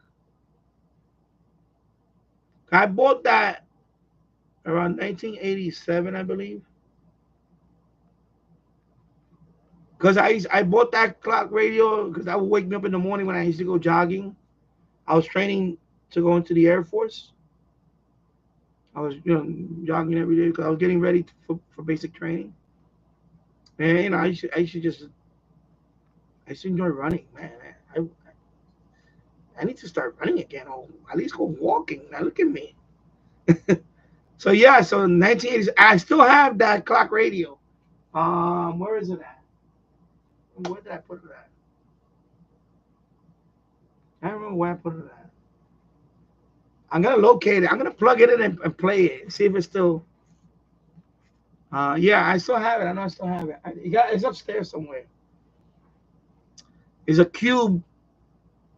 It's a GE, General Electric, black with a big display. That's why it's a cube. The display is pretty big. It's a red LED. And, and that one had AM and did it have FM? I think it has FM. It has an internal antenna. Although the FM is not that good because it has an internal antenna. But yeah, that was I still have it. Then I have another one that I have it around here. I found it. It was when we moved when we moved there, it was already here in the garage. It's a Kobe. COBY. Kobe. Little clock radio. It's a white one. And that one has AM, I believe. And I know AM. I don't know if it has FM. I think it's just AM. But that was my thing. Always sleeping next to a clock radio. And sometimes I would put the display away from me because I didn't want to look at the time. I would flip it around. I just want to hear the clock radio, but I didn't want to see the time because I'm kind of insomniac. If I start looking at the time, I get my OCD or whatever. I start counting. Like, oh my God, I got 5 hours left before I have to go to work. I got 4 hours left before I have to go to work. I hate that feeling. So I'll just flip it around and put it at the lowest volume I can, enough to listen to it. If I fall asleep, it's not gonna. I know we have all these quirks. That's why my wife married me. She's like, I would have like I never owned a pillow speaker. For those of you that don't know what that is, the Radio Shack sells them or whatever. It's a speaker. You put the cord, you plug it into the headphone jack of your radio, and you put it under the speaker. I never tried that pillow speaker. Yeah. So pillow speaker. And hello, Paul, AA1SU from Northern Vermont. Let me go back up here. I'm going back and forth because I just kind of behind on the chat now. Yeah. People, Tasso, people calling in, and Curtis gives them time to speak on the air. Yeah, I know. He says, I like, Tasso says, I like how he says, it's your turn to be heard on WABC, on 77 WABC. Yeah. Yeah, teletype. Keegan Diaz, I'm pretty sure I heard 1010 win reference on and Everybody Loves Raymond clip. Yeah. Tasso, only 1010 wins had that. I never heard that on any other station in my lifetime. I'm trying to think if I did.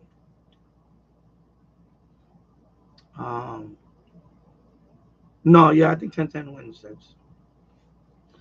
It's before my time, but I heard on another station that had that too. I don't know. But for me, it's 1010 wins. Yeah, they had that. I guess a teletype or typewriter or whatever. I remember that. I gotta look it up later. 9/11.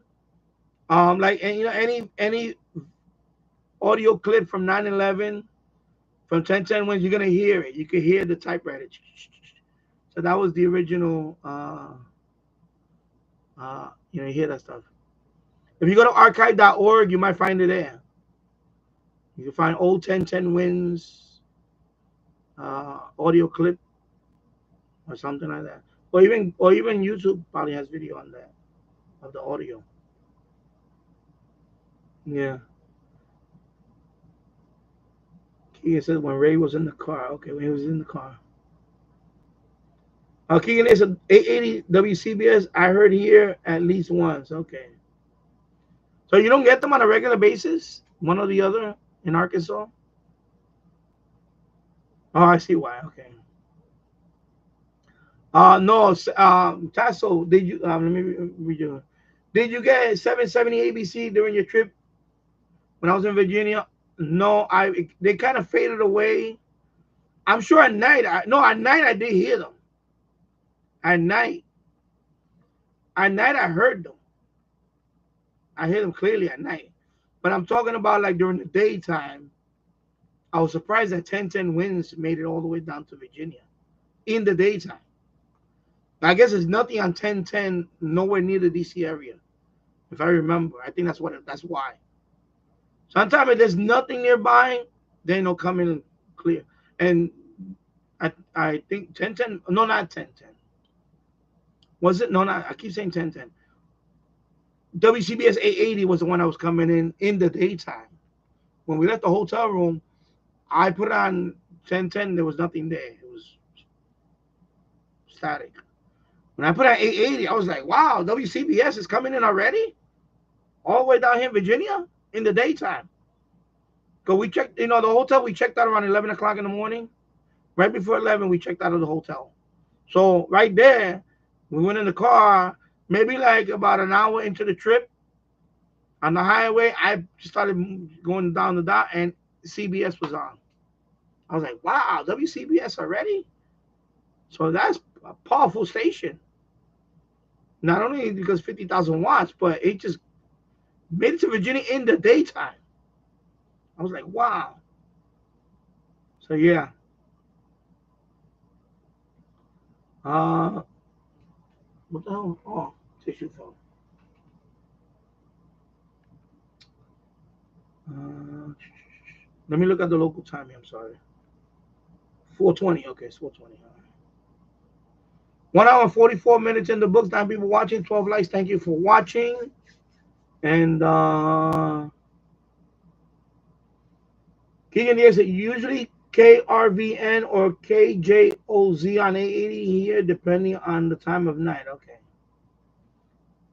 Keegan, 770 here has been either WABC, KKOB, or KAAM, depending on the time of day slash night. I missed that part of, I missed that part on TV, Danny. Oh, you talking about the, yeah. I didn't see the opening ceremony. I missed it because I think, I don't know what happened. I forgot about it now. But then when I heard, oh, I heard it over, I saw it on a couple of places, and I was like, oh man, please, why do you have to do that? Keegan is usually watch Washington Week on PBS at 7 Central Fridays. Okay. Later, watch Anchorman 2 on Roku. LOL. Okay. And hello, Mary the Exter. And let me go back down here. Mary, this my favorite decade of the Olympics was the 80s slash 90s. Then I lost interest. Yeah, I think 92 when me was it, but I think I remember Beijing was okay. I liked the Beijing. Beijing Olympics was okay. Uh, I think because it's in Beijing, China, and they don't play that, and they're not gonna tolerate the nonsense. I think that's why. And they did put on a good. I like the ceremony. I like that stadium. They call it the birds. It's like a bird's nest. Remember that stadium in China, the bird's nest. It's a beautiful stadium. I like that stadium. Yeah.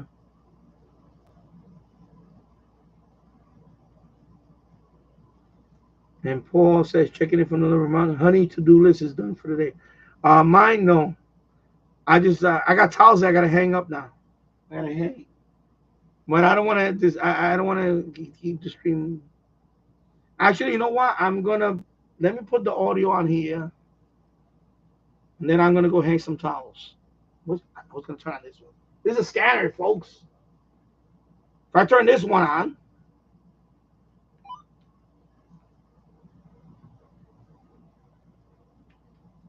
wait a minute, what is it?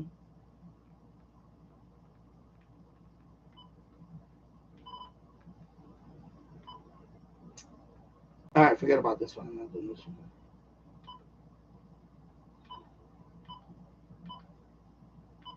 Okay, I don't know what the hell I just did here.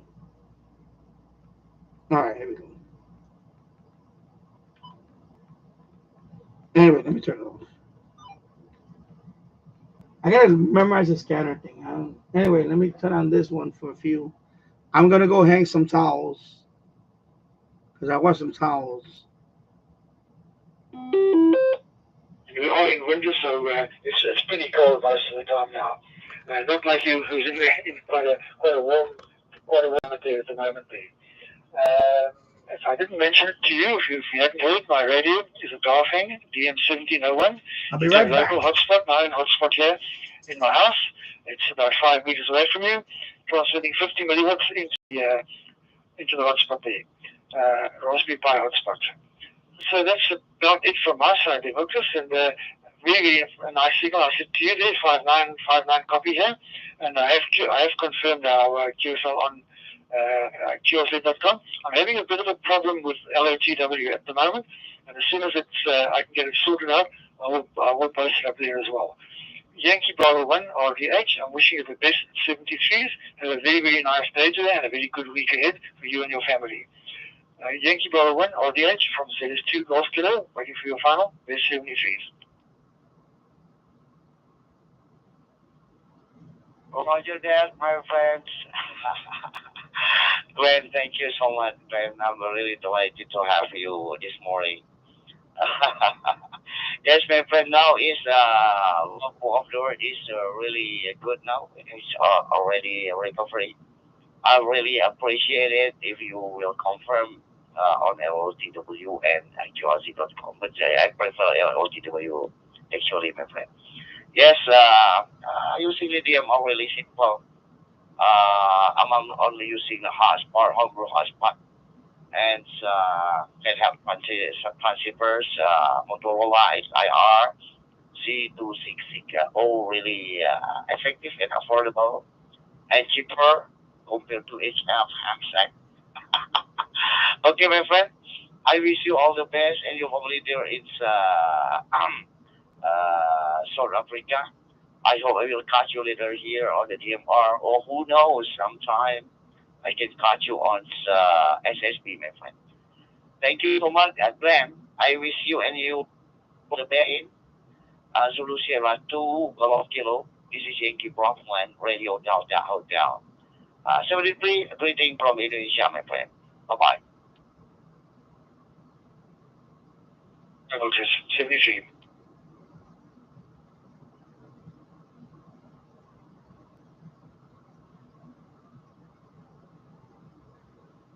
Question of Kilo, this is Delta Lima 4, Foxtrot Charlie Tango.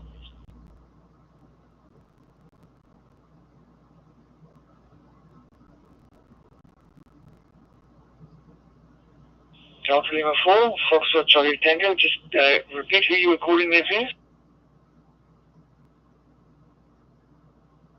Yeah, thank you very much for coming back on the call.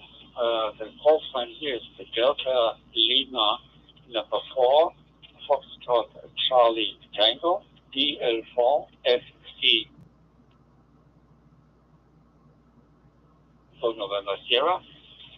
And my QTH Crossbar is 25 kilometers north of the city of Frankfurt on Main, the largest airport in our country. Thank you very much for coming back on the call. And I didn't catch all of the call signs, only Zulu. Kilo. This is Delta Lima 4, Foxtrot Charlie Tango. Over to you. Delta Lima 4, Foxtrot Charlie Tango. This is Zulu Sierra number 2 Golf Kilo. ZS2 Golf Kilo. And the QTH obviously is South Africa. I'm on the east coast of South Africa in a city called East London. Is my QTH here, which won't be for much longer. I'm in a situation where I cannot put up any outside antennas, so I have to rely on whatever I do. It's got to be inside. So DMR works perfectly for me there. Okay, yes, it's very, very nice to meet you. And I think you are, as I said to Wilkes earlier on, you are much warmer than what we are here. The temperature outside at the moment is about 15 degrees. It's 19 degrees inside the shack here. So it's very warm inside, but it's pretty cold outside. And it's been a very, very windy day as well. Delta Lima 4, Foxtrot Charlie Tango, Zulu Sierra 2, Golf Kilo, back to you. Zulu Sierra 2, Golf Kilo, this is Delta Lima 4. All the information. East London, yeah, I know East London, at least I heard the name. I was only once in South Africa and only in Kapstadt, Cape Town. That was the only place I've been there, only for a week, so it was very nice. Yeah, we have it a lot warmer here at the moment. We've got 23 degrees, roughly, but here we've got summer and you've got winter there, so I am not surprised that you've only got 15 degrees. I am working the software Droidstar to come to DMR, so Droidstar, so that's the software, not a transceiver. I'm working with a cell phone.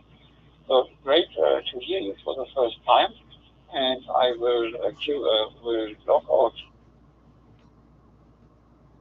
Appreciate your confirmation, since I think it's our first call, first contact.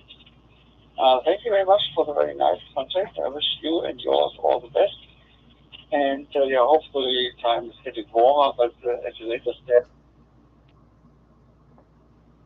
it's nice and hot and warm, and we will have for the nice call. And I put the mic back to you. Zulu Sierra 2, Golf Kilo, das ist der Berliner Vor von Charlie Tango.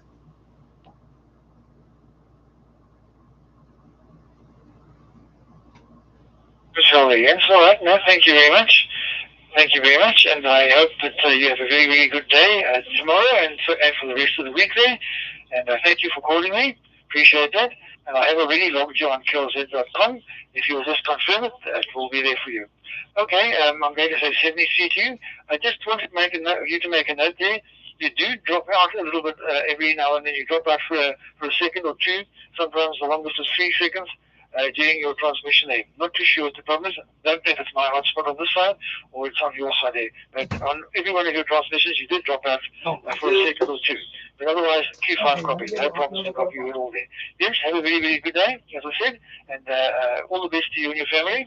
And we'll chat again one of these days down the line. I'll wait for your final and I'll be on the side. Alpha Lima 4, Foxtrot Charlie Tango, from Zulu Sierra 2 Golf Kilo, bid 73. Yeah, okay. Thank you very much for the advice. The problems may come because of the interference with the TV. I'm running a TV here. So maybe there's interference with my cell phone here. It can happen if internet affects before. So thank you very much, but I hope you understood everything from my side. Thank you very much. All right, done hanging towels. They put that right there. Okay. Let me see what I missed down here.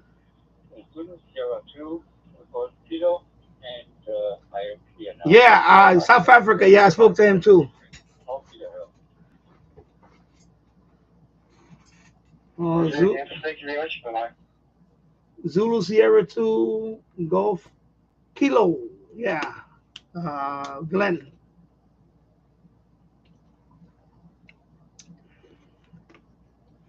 Hello, John. Kilo 6 Romeo X-Ray Delta. Hope all are well. Yeah, I hope you're well too. Greetings. Thank you. And cheers. Let me lower this down here. Let me just lower it down. Yeah, I was just hanging some towels. I had to hang some hand towels and other towels. I was doing laundry. Okay, Paul VT Ready just reminded me about honey to-do list stuff. So I was doing laundry and I'm like, oh my God, let me hang up this stuff. I don't want to hear it today. Later on, you was doing another live stream. I was like, yeah, I was doing another live stream. All you do is live stream. Oh my God. Try to rip me a new one. Oh my God. Yeah. Yeah, Paul. BT Radio. I heard that the Brazil pavilions were in bad shape within a year after the events. Yeah.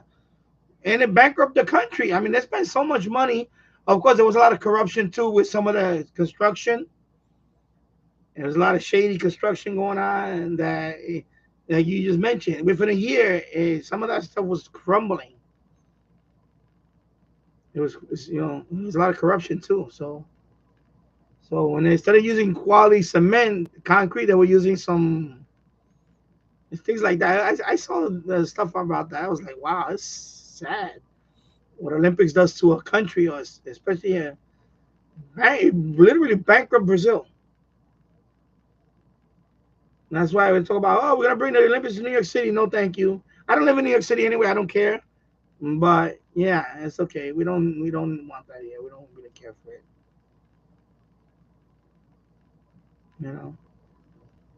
Let me go back down here. So Paul remind me of that. So let me go back down here. You guys so yeah, so Keegan Diaz, I watched the volleyball Olympics on NBC last night, but that was about it. No, I mean I'm gonna peep it and watch stuff. I'm interested. I know they have breakdancing. I'm interested just to see how that works.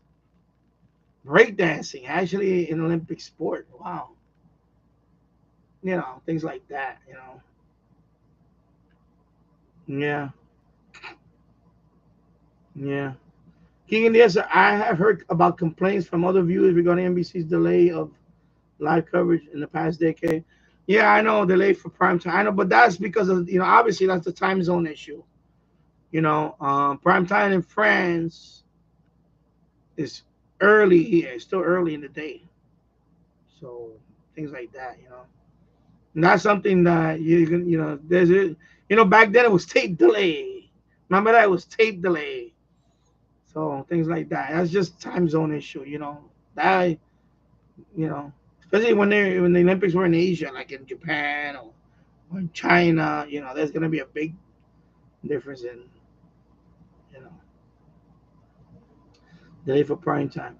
BJ Radio in the years past, I watched the Olympics on the Montreal station that we get our cable service up here. Okay, probably CBC owned CBMT Channel 6. Oh, I don't know. Mary Diaz said yes. 1992 had the best USA basketball team. Yeah, that is the greatest.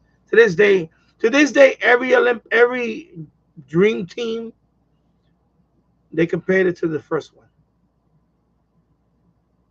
because the first one was, we talking about Michael Jordan, Larry Bird, Magic Johnson, right there, and then you throw in Karl Malone, Patrick Ewing. The list was crazy. It was a crazy. Chris Mullin coming off the bench. Uh, you know, John Stockton. That's a crazy team. Charles Barkley. Remember he elbowed that guy from Angola? Charles Barkley. Yeah. These are great players. Yeah. Clyde Drexler. That was a great team. Yeah, and then the Beijing Olympics. I think that was a good Olympics to watch. Especially Kobe. Kobe Bryant had a big following in China when he's like a rock star over there. And then of course later on, what's that guy? Jeez, he used to play for the Knicks. He's on my X. He actually follows me on X. Stephon Marbury. He actually follows me on X. I follow him. He follows me. I was like, wow, he has millions of followers. And he follows me. I was like, wow. Yeah, Stephon Marbury. Yeah, he was a rock. He won like 7 championships in China. He was an NBA player. He was a good player, but I think what happened was they didn't. It was a whole bunch of stuff. He was a great player. I think he could have been a very good. So he went to China. He said, I'm not done with basketball. He went to China. I believe he won like 7 championships in China. He's like they have statues of him in China. Stephon Marbury. Yeah. Yeah, I forgot he follows me on X. I remember when he followed me. I said, Stephon Marbury follows you. I was like, wow. Follows me on Twitter and X. It's pretty cool. Yeah. So let me see. Yeah, 1992. Keegan Nielsen, I heard CBMT coverage as far as northern Wisconsin on some, if not all, cable systems. Okay. Probably an alternative to NBC coverage with broadcast delay, minus delays on CBC. Marity Dexter, 1988 100-meter race was the most memorable. I did not see that one. Of course, I know of that one. I don't know. I don't know why. I think that's the one Olympic I didn't watch. Of course, because I was in the military at the time. So I watched a little bit of here and there. That was the one in '88 in Korea, right? Seoul, South Korea. I remember that one. I remember because one of the boxers got cheated out of a medal. I remember that. In '88, I was stationed. I was in the Air Force, so I didn't get to see much of that one. I remember '88 because of that, and I know it was in Korea. So South Korea. It was in South Korea, the '88 Olympics. Correct me if I'm wrong, but I think it was in Korea. So 100 most memorable was Ben Johnson winning that. Yeah, he won, and then everybody saying that he was the greatest. The next day he was disqualified because of PDs. I forgot. Ben Johnson, yeah. Just like over here, we have Flores Griffin Joyner, Flojo, and then who's the one that? Who's the one? This is the other one. Who's the other one? I forgot the other one that she got metal script and all that. I forgot who's the other one. Not Flojo. If it was another, if it was anyway, I forgot one. But the name will come up to me. They will come back to me. She used to play basketball too, North Carolina Tar Heels, and then she was a great track and field and everything. She had a lot of endorsements, and finally she got caught. The husband, because I guess the husband they were investigating the husband. The husband was like a weightlifter or something, and he got caught. And then the FBI was going to come down on him, and he spilled the beans. And then, of course, she exposed her, and then that was the end of her. And she lost a lot of endorsements and everything. I mean, she hit rock bottom. And that's the problem when you cheat, you get caught. King and Desert, one of the oldest clock radios I remember in the early 2000s was my dad's Panasonic blue-green color display in 1980s, I believe. Okay. And then my radio says that, okay, so he's talking to him, okay. Yeah, also classical music is very relaxing. I agree with that, my radio. King and Desert, sometimes one of the segments will be out. In one case, the 9 will become a Y in the hour numeral. Yeah. Keegan is. I heard 720 WGN as early as noon once here. Yeah, sometimes it's weird. It just comes in like that during the day. And I made it down to the chat. Oh, right. I caught up to the chat. And John K6RXD, greetings. Cheers, my friend. Let me drink some water. And welcome to the live stream, John. And I hope you're doing well also. And Marity yesterday, yeah, our friend Glenn in South Africa. Yes, Zulu, Sierra 2, Golf, Kilo. Spoken to him a few times. I spoke to him once. It was night before or a couple of nights ago. So, yeah. Last night I was on. I made about 11 contacts. I spoke to Alfred again. I spoke to Alfred from Australia. Spoke to him. And the reason why I had this on, because earlier when I started the live stream, there was somebody in there. I guess he was upset that people were, and you wasn't here, so I might as well talk about it now. We're in the second hour, 2 hours and 7 minutes in the books. 8 people watching, 15 likes. Thank you for watching.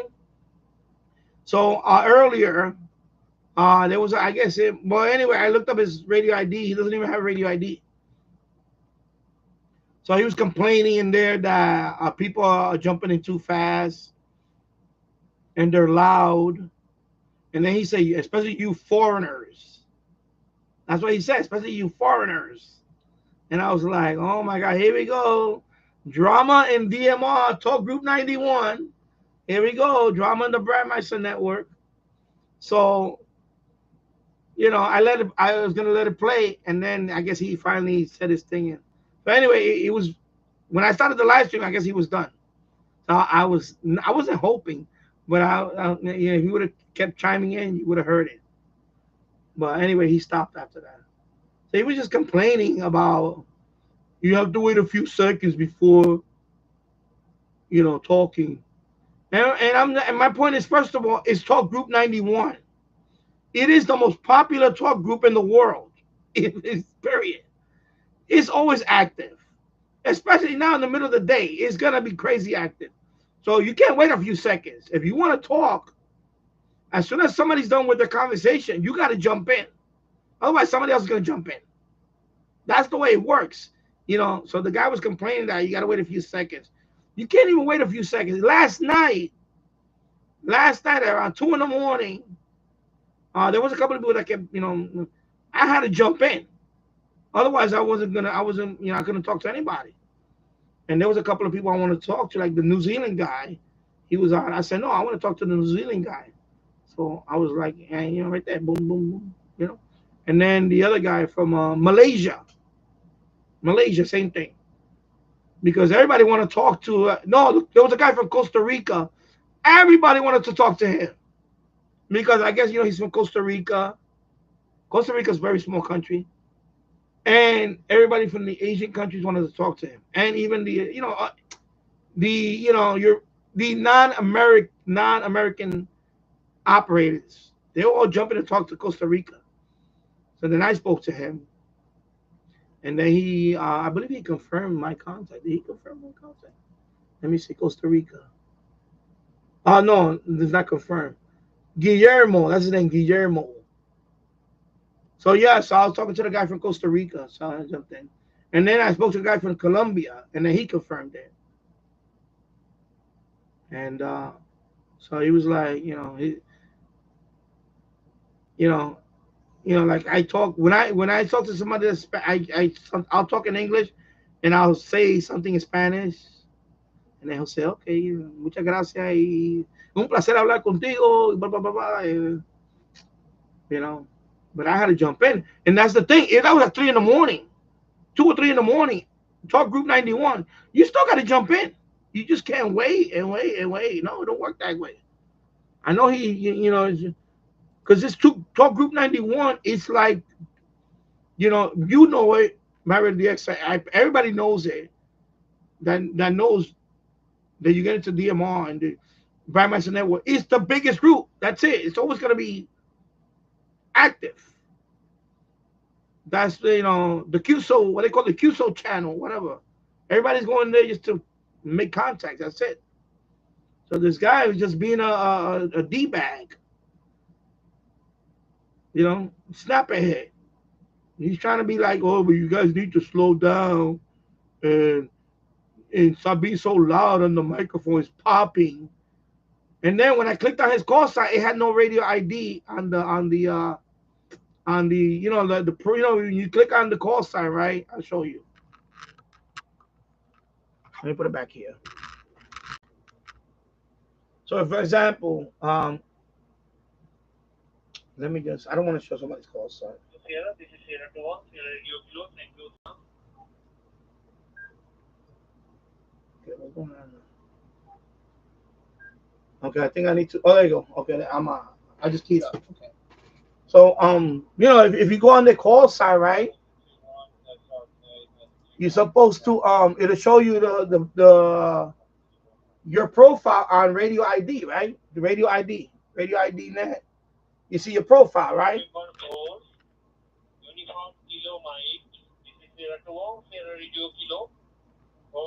So his profile, the complainer, when you click on his call sign, it didn't have nothing on the Radio ID. It was nothing. So I wonder how the hell they get on without having that Radio ID.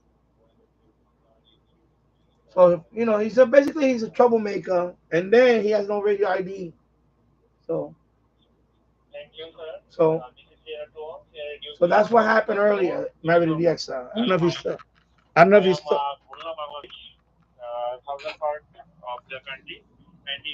I don't know if he's still on. But I am using Raspberry Pi. So yeah.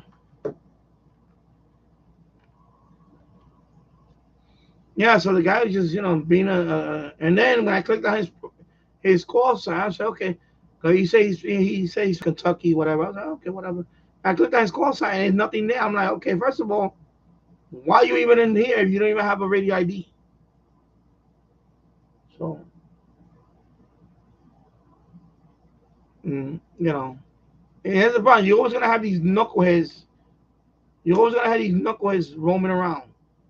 He's about the same guy that goes on HF, stirs, I'm gonna say stirs shit up over there, and then runs over here and starts shit over here.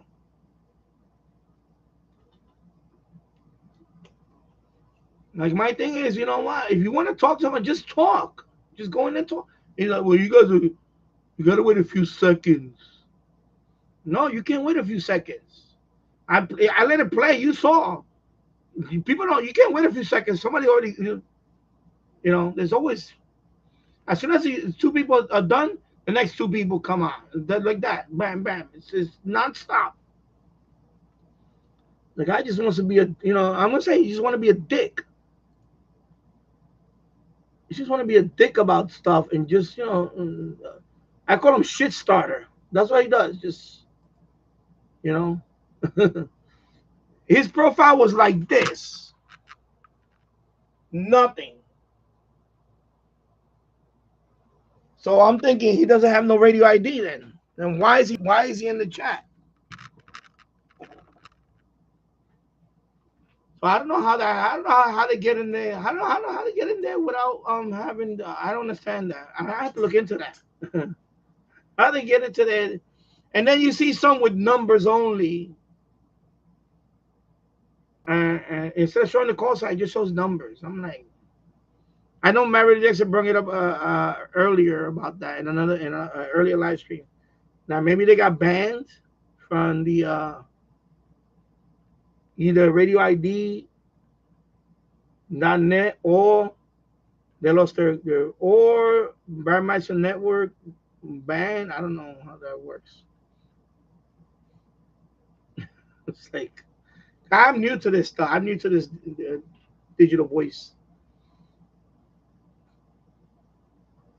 I know with the Yesu, you don't even have to register.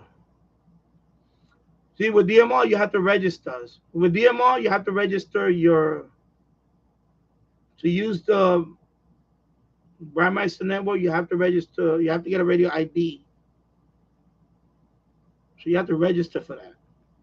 So when you go to radioid.net to register, you got to send them a copy of your, a PDF copy of your license. So I'm wondering how the hell this guy. But then again, maybe I don't know. But I think they all knew in the chat, and nobody really told them to go, fuck off. Like I would have done it, but I don't want to do that. I don't want to get involved with that. That's why I didn't get in, because I knowing me, I would have told the guy to go fuck off. Straight, I would have said, I would have called this call sign. I was gonna go fuck yourself. Fuck off. Nobody made you the fucking DMR police. I would have told him. And then looking at his when I was no ID, then I would. But I don't want to do that. I don't want to. I don't want to be that guy. So I just let it go. But my thing is, go to another talk group. If it's too, there's other talk groups he could have went to. That's another thing he could have done. I'm telling you, that's why I was this close to going in there and telling him to go fuck off. Like who the fuck made you the fucking talk group police or whatever? Like go to another fucking room, dickhead.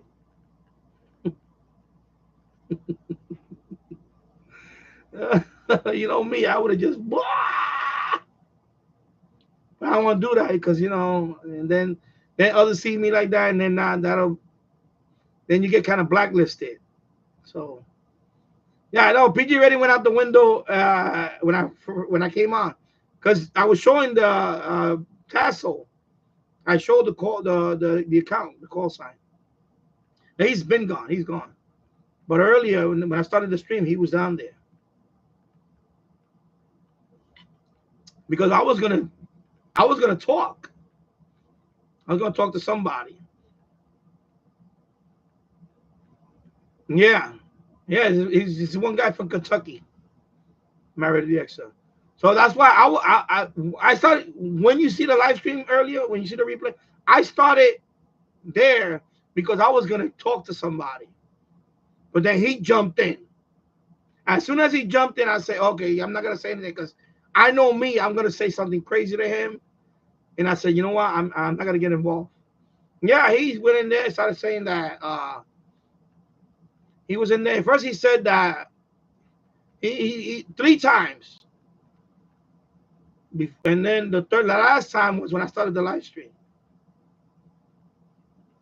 No, it's not gonna be on the stream. Meredith is not on the stream. It was before the live stream, and then I left it there, and then I started the live stream. But he's not on the stream. The yeah, before the back and forth stuff was before the live stream. So when I started my live stream, his link was still there. So I pointed to the link. But yeah, so he was like, first of all, you guys are too loud. First thing he said was, you guys are too loud. You need to stop popping the microphone. And I get that sometimes, because there's some people that do sound loud. So I just lower the volume. I say, oh, okay, you coming in too loud. Because some people probably talk like this. Me, I talk over here. I don't need to, you don't put it right there. I guess some people put it up here. I don't do that. I talk from right here. Comfortable. I tell you, I think it's been happening to me too here. It seems that every so often it gets disconnected, the internet. I don't know what's going on. It could be an issue with what's going on worldwide, or whatever. But yeah, I talk like this, Married DXO. When I talk, I don't. But some people they do seem to talk like this, and sometimes it's loud. I gotta lower my volume. I'm like, whoa, you too loud, bro. But so the guy was saying that some people were popping and all that, and then there's one guy that kept, he did kept kind of like, I don't want to say hogging, because if nobody's talking, then he's gonna talk. And some people, but how you come, to me, how you come back, you just jump in and then you take over. That's what I did. That's what I did last night. There was this one guy, the guy from Malta. He wants non-stop, so I just finally got it. And I said, no, I'm not gonna wait for this guy to stop, because he was kind of getting a little. So I said, no. So I saw the guy from who am I first? Costa Rica. So the Costa Rica. Yeah, exactly. I do the same. Yeah, I don't. You don't put it all up here. I talk right here. It's comfortable. My volume is high. I can hear them, and I talk in this same voice. The same voice you hear me now is the same voice I talk. And they hear me loud and clear. They hear me. Good audio. Maybe once in a while I'll get somebody that says, but no, I usually get good reports, because my hotspot is right there. So yeah. So Keegan, the PG rating went out the window from the first minute I was in here, because I call him a D-bag, whatever, the other word. Yeah, I'm ready to talk group police. Don't tell me we have idiots invading there. Well, apparently they're everywhere. Yeah, you can increase the mic gain. I got my mic gain because I watched the video. I think it was not Kevin O'Reilly. It was another person on how to set up the optimal settings on this. So it's not too high, but my voice is, when I really want to, especially when I'm talking like that, I really want to get across, so they can hear me. I haven't had any issue. They told me, no, your audio is good. You sound clear, and because I look at my review. I look at my let me show you. You see the what you call that? You see how this one his loss is 62% is red. The other one is 30. I never get that. I never get the bit error rate, and the loss is always good. Mine is always good. Mine is always good. So that's usually either that could be because maybe they're using Wi-Fi outside, or they could be on a repeater maybe. But my loss in bit error rate is always good. It's always it's usually on the bit error rate is usually 0 or something. Yeah, so far so good. Okay, I never had that issue, but like some people have that issue, and you hear like me, like you don't hear their voice. You just like the guy from Australia last night, Alfred. He was like really sounding like he really kept cutting off. I mean, I understood him, but I noticed there was a delay. So I don't know if you know, he was having a bad connection or something. Yeah, yeah. So it was before the stream. I already did. Actually, it was before that. Um, yeah. I'm very interested to trying out when I get the new rig, the C4 FM. Again, Elmer Time made a video on those digital modes. On DMR, when you want to use DMR, it is a little bit of a learning curve. And you do have to register with Radio ID Net to get your DMR number. And then, there's a whole bunch of places you can go. Of course, me and my radio so we decided to go to the Brandmeister Network, but there's other ones. You don't have to go to Brandmeister. There's other ones. So Elmer Time made a video on all that. I'm gonna put his link in this live stream too at the end of the live stream again, so you can see that video.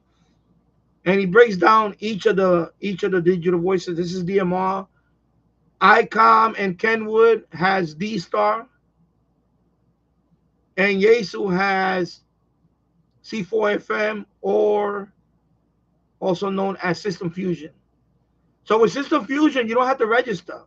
I didn't know. I forgot about that. So with System Fusion, all you do is just put your call sign in and connect. That's it. And then, of course, if it has GPS, if you don't have GPS, then you got to put in the longitude and latitude. But if it has GPS, that's it. So on that rig, when I do the C4 FM, I just got to put my call sign in there, and when I set it up, yeah, coordinates. Thank you. That's the word I was looking for. Coordinates. So on the FT991A, I just got to put my call sign. I'm not even going to put the coordinate because I'm going to order the GPS antenna. I'm going to get a GPS antenna for the rig. So I just plug it into the back. RS-232 connector, GPS antenna, and then it has a little USB for the power, 5 volts for the. And so I don't even have to put the coordinates. It doesn't. It's going to do it for me. Boom. And that's it. And then you connect. You connect to. I got to set up. I have to turn on my hotspot. You got to turn on the System Fusion, and that's it. And it connects to it, and then off to go. There's no registration, no nothing. Or a repeater that has C4 FM, connect to that, and that's it. And then when you connect to that, he's gonna download all the talk groups. If you do, if you do Wires X, it's called Wires X. You press that, and you get all the talk groups, and you see them right there on your radio. You'll see. So they have like something like the Brandmeister Network. They have their own. Yeah. Yeah, I'm gonna do some on the live stream, but also I'm thinking about even doing cross mode. For example, if you're on DMR, you can talk to me on C4 FM, and because your hotspot can do cross mode. So I guess if you do cross mode, and then I don't know I gotta figure that out. So for example, C4 FM, I could probably talk to you still. It's called cross mode. And I was showing earlier. It's right here. You see, my Radio X is right there. The DMR X mode, YSF X mode, and then you got your status right there. See, they're not on right now, but you could turn them on. Of course, I'm gonna turn on the. Where is it at? YSF net, I'm going to turn that on. But also, you see the cross mode down there? DMR2. I'm going to look into that. So that way, you can do other, instead of just doing Brandmeister Network or whatever DMR, if you want to talk to somebody on Yesu, on a Yesu, right? On a Yesu. For example, when I get my Yesu, I'm going to try it. I'm going to see if I can do the cross mode too. Of course, I'm going to try the C4 FM, but I want, since this hotspot can do cross mode, I'm going to look into that. It's like the rabbit hole. We're going down that rabbit hole. So, it's pretty interesting. All this stuff is interesting. And over time, that video that he made, he broke it down on the sound quality. Out of the three, he said the Yesu one was the best. Out of all three, the guy actually was the better sound quality out of the three. Was the Yesu. Now, Yesu does have a handheld that's not super expensive. I was looking into one. I think I saw it on eBay. I saw one for under. I think it was. I'm gonna say $130 range. I know that's kind of pricey for a handheld, but that's the Yesu one. It's C4 FM. So I was looking into getting a Yesu handheld too, because now I'm into this digital voice thing. But my rig has it now, so I don't need to get the handheld now unless I want to be outside with it. But the rig does. So now I got the DMR, and now I got C4 FM. Of course, one day I may get a Kenwood handheld, maybe get D-Star. I have a D-Star. Right now, no. But yeah, so cross mode. Yeah, making you spend money, right? Oh my God, I know. I knew. I had a feeling he was gonna say that. Let me read the comment over here. Tasso. Internet issues, got disconnected. Have been having problems. And lately, it's been. I guess sometime I'll click on a web link. I know there's a delay, and sometimes it'll just for a little while. It's happening to me too, and that's been lately. I don't know what it is. I need to look into that, see what it is. But it could be issues with maybe related to what has been happening with the airports and all that. So, on my phone now, because so you're on your phone now, okay. Tasso, something is going on. My neighbor had issues too. Okay. Yeah, so maybe there's something going on. Yeah. And yeah. I do the same. Make sure my mouth is not close to the microphone. Yeah, I do the same. I talk like Mary said you can increase the mic gain on the bottom so you don't have to use it close to your mouth. Yeah, they're all over the place. Yeah, the amateur radio police is always around. Or the gatekeepers, whatever. As what Walt says, the gatekeepers. Yeah, but this guy was just being a dick. He was just like he doesn't understand. Listen, I'm new to this.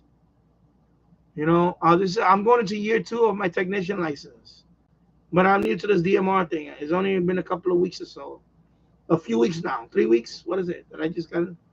I see what you got to do when you want to talk. You got to jump in there. Complaining is not going to help. Because it's just very busy. Even at 3 in the morning, Talk Group 91 is busy. It's always busy. So the guy was just, then he especially when he said you foreigners, I was like, bro, like you didn't have to go there, seriously. Like you didn't really have to go there with that. So they were laughing at him. They just a couple of people say, yeah, oh, your audio's good, and they say it's because the audio's good, and they just laughed, and that's it.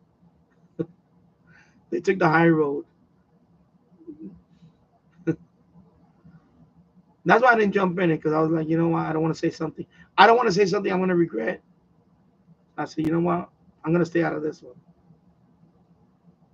And that's what I did. I said, you know, I'm not jumping in there now. Because I was going to, but he was there. And I was like, I don't want to deal with this. Not on a live stream.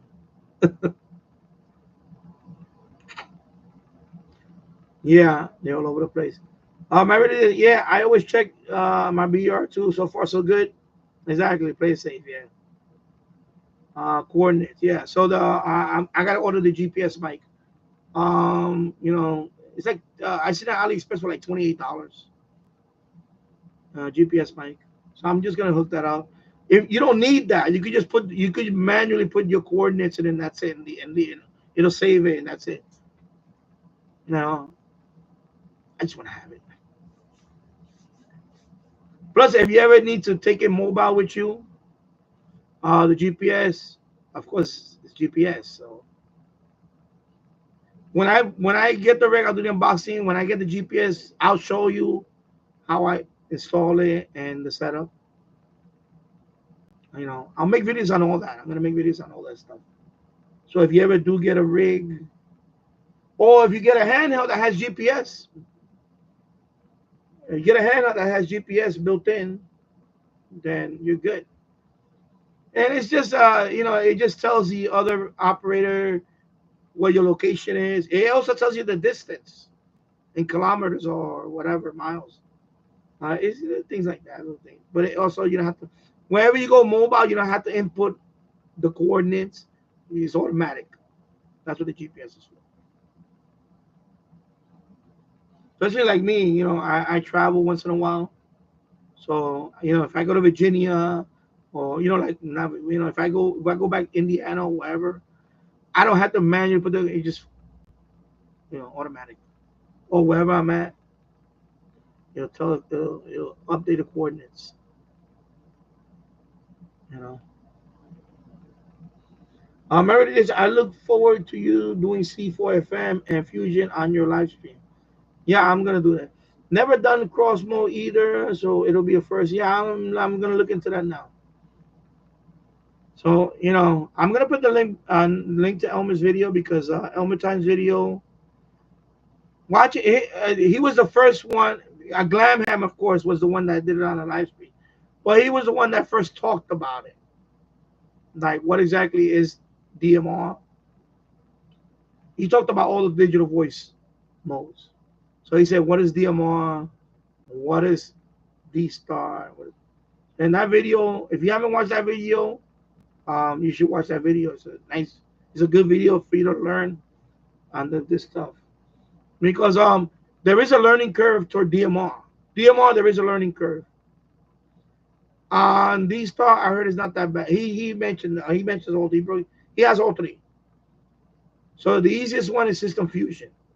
That one you just put the call sign. You got to put the coordinates, or if it's GPS, it doesn't matter, and that's it.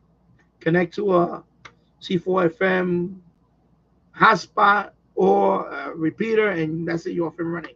It downloads everything into your radio, the groups, whatever. It's so easy. You don't have to register. With these style, remember you got to register the radio ID net, and you have to go through. It's a bigger learning curve on DMR. It's a bigger learning curve, but it's it's not, because I noticed that some people that come on to the talk group, they say I finally got this thing working. A lot of it is I finally got this thing up and running, and I like somebody yesterday said that he had that radio for a year. He got it from an estate sale, and he didn't know what to do with it. He just let it sit there for a year. He finally figured it out, and he got online. He got on the. So some people, you hear these stories, and some people like they had the radio for a year, and they didn't know what to do with it, and they finally figured it out, and then that's what happened to me. I had this radio for months, and then finally I said, when Mario DX got his, I said, well, he lit a fire under me to get my my stuff going. He's like, he said I inspired him. Okay, which I probably did. Somebody inspired me, but then he inspired me to get off my tuchus and get this set up. And then I got it set up. So that's why I love the community, the chat room. Although I'm not trying to make you spend money. I'm sorry about that. Same thing here. I did spend some money. Somebody's flying around. Meredith said, careful, Danny. You're making me spend all my money on Yesu and icon stuff to try every mode, but out there. Yeah. Yeah. Yeah, because I looked at the C4 FM handheld. Remember, let me look it up over here. Let me close this. Let me close this. Let me see.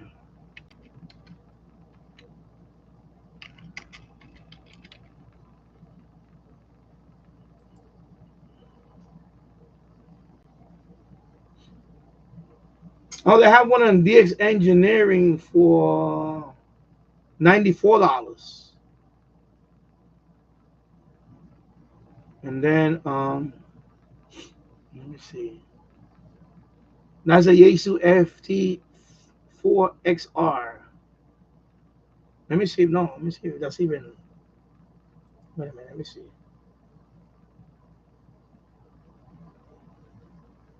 No, that's just no. That's not even. No, it's not digital. No, no, no. Is that?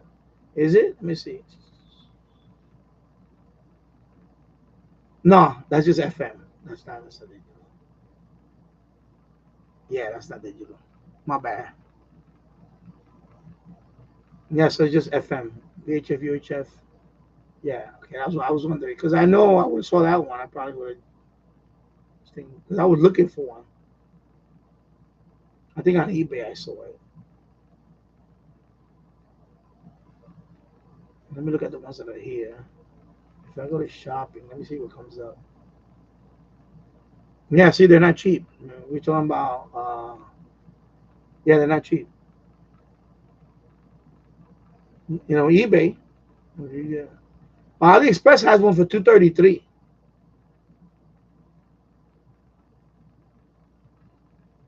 Let me see. AliExpress has one. Let me click on it. Okay, why is it not going to AliExpress?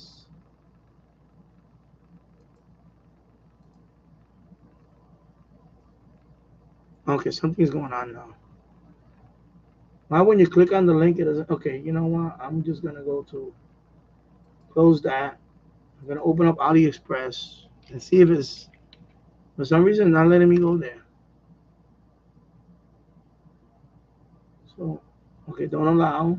Don't allow. Don't allow.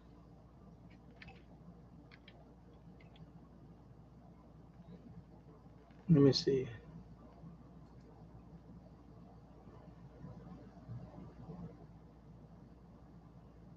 AliExpress has Jesus. I didn't know that. Wow. Here we go, going down the rabbit hole. Oh boy, the wallet is getting thinner and thinner. I was right here. Okay, this one. This is the one I was looking at.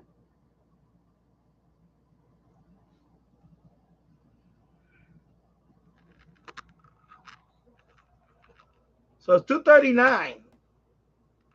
Yaesu FT70DR. So of course C4 FM and FM dual frequency. Yeah. Okay. Okay. So C4 FM.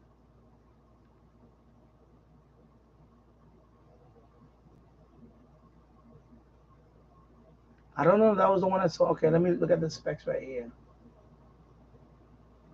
So receiving 108 to 579 megahertz.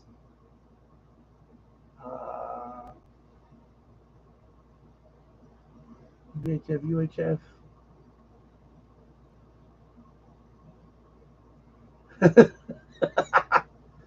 There you go. Okay. C4 FM. Okay. Yeah. Wow. I know I saw one on eBay. It was a C4 FM. It was about $139. But it was, I think it was, I wasn't new. It was somebody, I think it was pre-owned. So C4 FM. I didn't know AliExpress sells these. Wow. Yeah.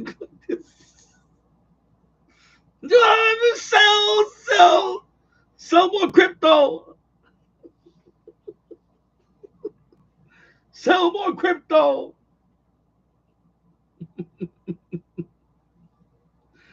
I know, right? Careful, Danny. You're making people buy stuff.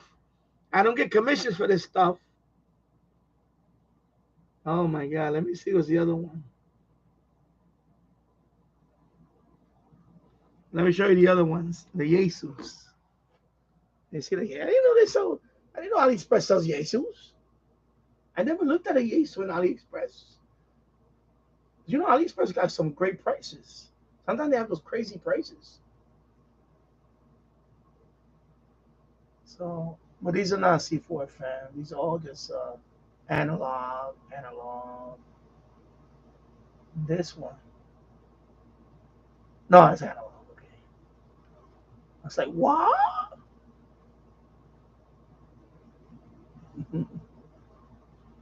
I know. Resist the temptation. Oh, that one. Look at the display on that one. But that's 487. Oh my God. Look at the display on that one. It's small too. It's really small. Like ultra. So, wow, look at that. You know, sell that crypto. Daddy, sell off that crypto. I'm gonna sell off some Ethereum. It's tempting, right? That little one. Oh my God, it's tempting. It's right here. This one. Is that the FT? I think there's another brand. No, that's the amount. That's the amount. Okay, Jesus. I think that's it for the Jesus. I see somebody use something like this. It's like an Android handheld. Somebody was talking to me on one of those last night. He's from Florida. He's a Puerto Rican guy. He had on his QRZ. He has the hand. It looks like a phone with an antenna. It was like a Android. I think the one I think it's an Android device. That little one, right? Is it this one?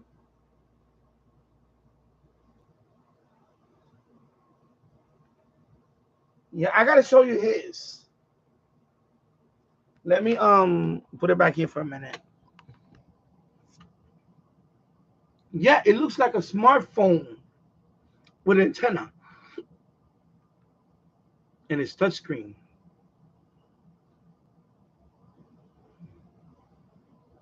Yeah, let me look for he made a contact with me last night. You probably spoke to him. He's from Florida. Let me see. Let me go to his oh, he changed his picture. Oh, never mind. He just changed his picture. Oh, let me see if his picture. Yeah, he changed his picture. Yeah, he changed. Oh, okay. Yeah, he just changed it today. Yeah, so I can't. He doesn't have the picture. Let me see if it's in his. No, he doesn't even have it on his profile. So I'm not gonna show that because he doesn't have the picture now. There's another video. I forgot who it is. Not ham radio concept. It's another. It's another.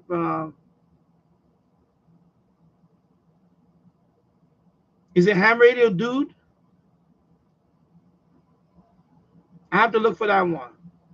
He basically tells the top 5. It's a video. It's about the top 5 digital voice radios. I think DMR radio. I think it was DMR. No, they were all DMR. Never mind, they were all DMR. Top 5 DMR radios. So one of them was that Android. It's an Android. It's like a phone. It looks like a phone with an antenna. That's it. So that one was up there. But I think the one he liked the best was the Anytone 878 UV or something like that. the Anytone. And that's the one that he liked. It. Now, a lot of people seem to like that one, the Anytone. Let me see if I can look that one up. Let me see if they even have it on AliExpress. I don't want to. I'm gonna open up another tab. Anyway, I'm gonna put Anytone. Let me see, Anytone. Yeah, I think it's this one.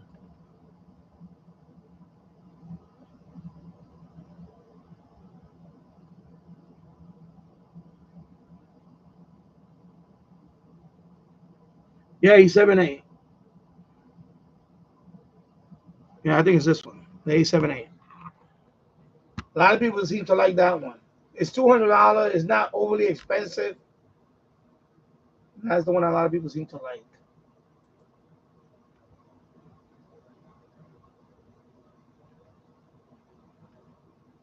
It has GPS. It has GPS also. So a lot of people seem to like that one.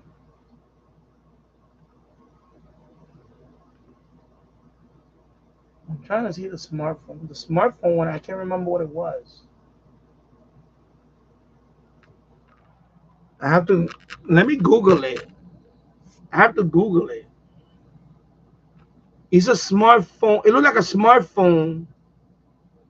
The guy profile, he just changed it today. He changed it to now he put his I don't want to say what it is. Anyway, his profile picture had he was holding up. It looked like a smartphone with an antenna. It had a big screen.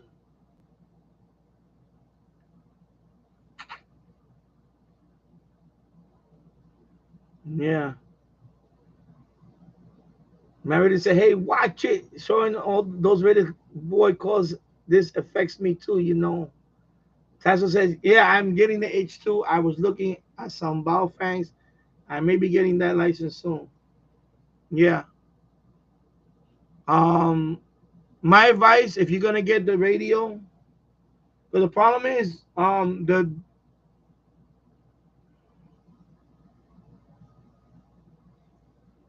GPS. When people know where you at, when people want to look, yeah, I know. I thought about that GPS, but I think if I do get another one, it's gonna have GPS because that way, wherever I go, because I travel sometimes. So if I'm in Virginia, it'll say on the and it'll say on their thing, it says, yeah, call sign my name, and they'll say the coordinates, and it'll tell. It also tells you the distance where it tells you the distance. So like me and you're talking, it'll say how many kilometers we are far apart and all that. It says it's still, it depending on the radio, the display, it tells you all that. I know on the rig, it's gonna tell me. So whoever I speak to is gonna tell me the distance. It's gonna break down the distance. Each person's gonna have the distance. The GPS does that. So you know. Oh, so I was saying Tasso, I'm getting the H2. I was looking at some Baofan. I may be getting that license too. Yeah, get your technician license. First I got my GMRS license. That one you just pay $35. You don't take a test for that. GMRS license, you get a call sign for that. And then once I got that, I just got that because I wanted to have a GMRS license. And then I got the itch to take the test. And I studied for it. I did very well on it. I studied for like a month. And then I took the test and I passed it. I missed 2 questions out of the what is it? How many you gonna need to get right? Anyway, I missed 2 questions. I was ace. I was like in the 90s when I was practicing it. So QRZ, you make a QRZ account. Or there's other places where you can practice the test. You just practice the test until you pass it a lot with 85 and above. Then you schedule it and you go take it. And that I need to do that with the general. I'll do that in the fall, and then I need to find a place. I'm probably gonna go to White Plains. That seems to be the closest for me. Go to White Plains and take the test there. I'll take the test in White Plains. Is I think it's a radio club up there. I think it's the Westchester Amateur Radio Club or something. I'll take it up there. That way I could do HF more. Well, the only HF I could do right now is 10 meters, but I could do HF, especially FTA. And then, of course, I want to do single sideband, of course, because like I said, when I got my license, I said I wasn't gonna do a lot of voice, and I haven't been doing a lot of voice. Although lately I have been doing voice. I haven't done FTA because 10 meters is dead. So that's why good thing about DMR is that it doesn't matter what conditions are, no matter what solar farts. I know I just said solar farts. Solar farts. You know what I'm saying? Solar flares. You know what I mean? It doesn't matter what condition it is. You got DMR. You could talk to anybody around the world. Doesn't care. The sun is whatever.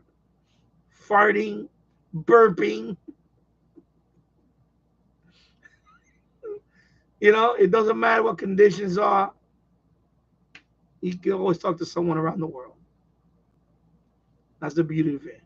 And then, of course, HF conditions. Yeah, I'll talk on HF.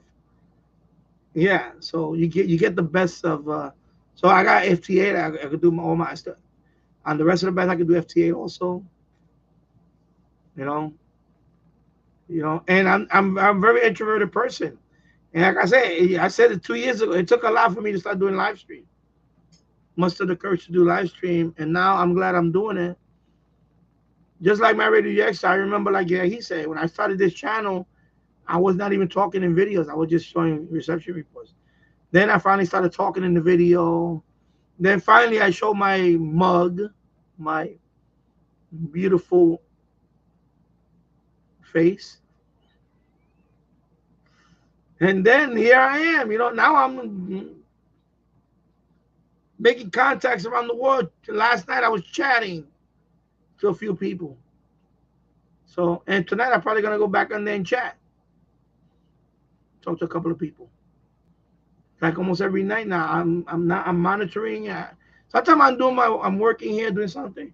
I'll leave the radio on and I'm just monitor. And it's maybe like if my radio just jumps on there, I could talk to him again or whatever. Although I want to create a private thing for that.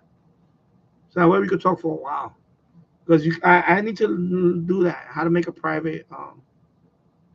I think you just got to make a private,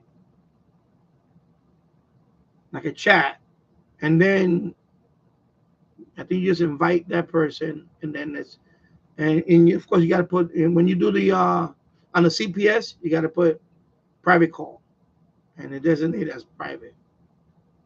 Because you got two options: either private or group. Group is public.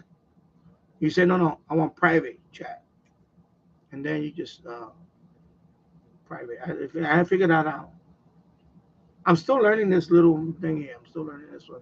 This one doesn't have OpenGD 77. You can't use, not this one. The other one you can do it, but unfortunately that one, the driver doesn't want to play nice with any of my computers. So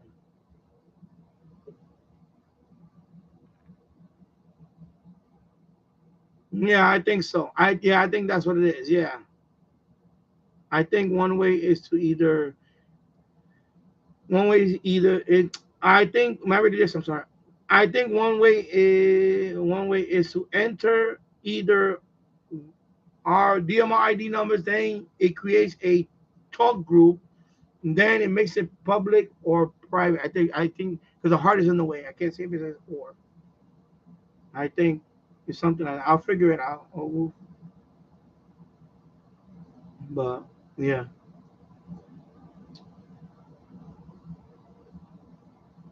Correctly said. Thank you.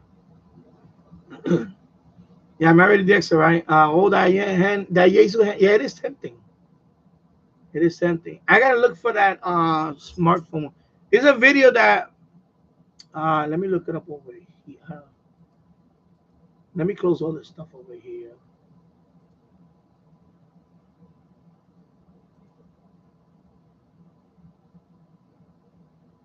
Let me put top. I'm gonna do it on Google first. Top 5 DMR.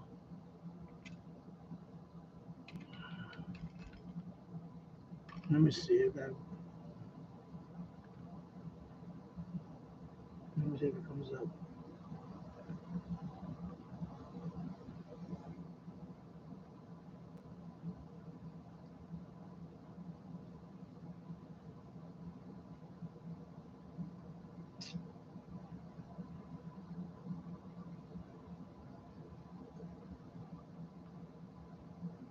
I have to look for that video. Might be this one. Is it this one?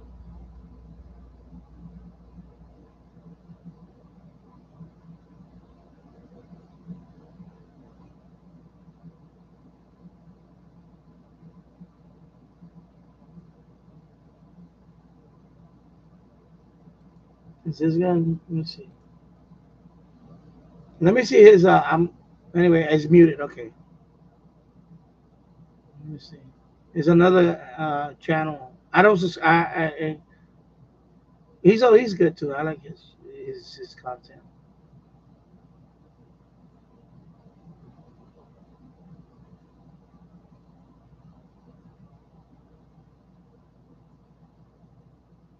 He talks about it, but he doesn't show it.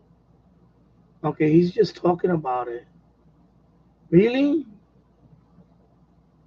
I'm going through the chapter to see if.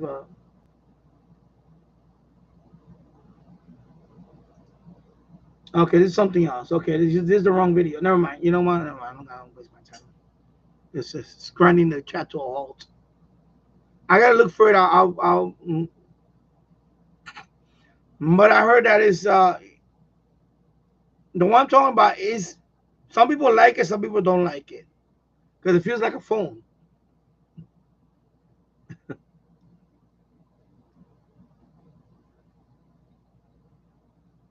Yeah, yeah. That usually I know it's tempting. That little one, it is tempting. Tasso, I smell an Icon 7300 in your future. I don't know, maybe, but not now. Not now. Not now. I'm definitely gonna enjoy that FT 991A. Yeah. Take care, Glenn. That's at 73. Oh, my daughter and grandson just came. Yeah. So yeah, no. Well, I'm gonna do a couple of more live streams before I go on my break.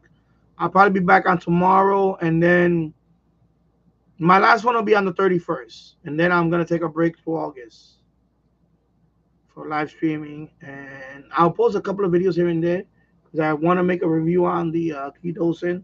I will make also a review on the TF 6686. I want to make a review video on that.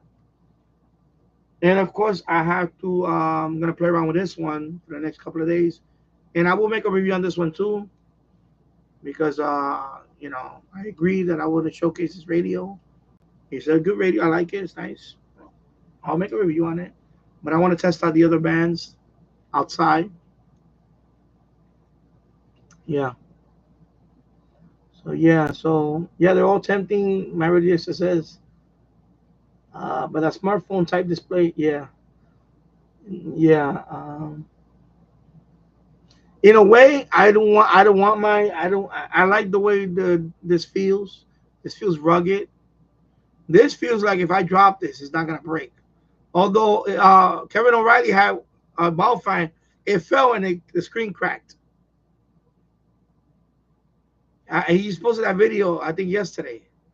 So he has a green. It was a ball fan, has a green one. It's not a DMR radio. So he was listening to the air band, and I guess a big gust of wind knocked over the radio, and it fell and hit the floor, and the screen broke. It cracked. So it may feel durable here, but the screen can break easily.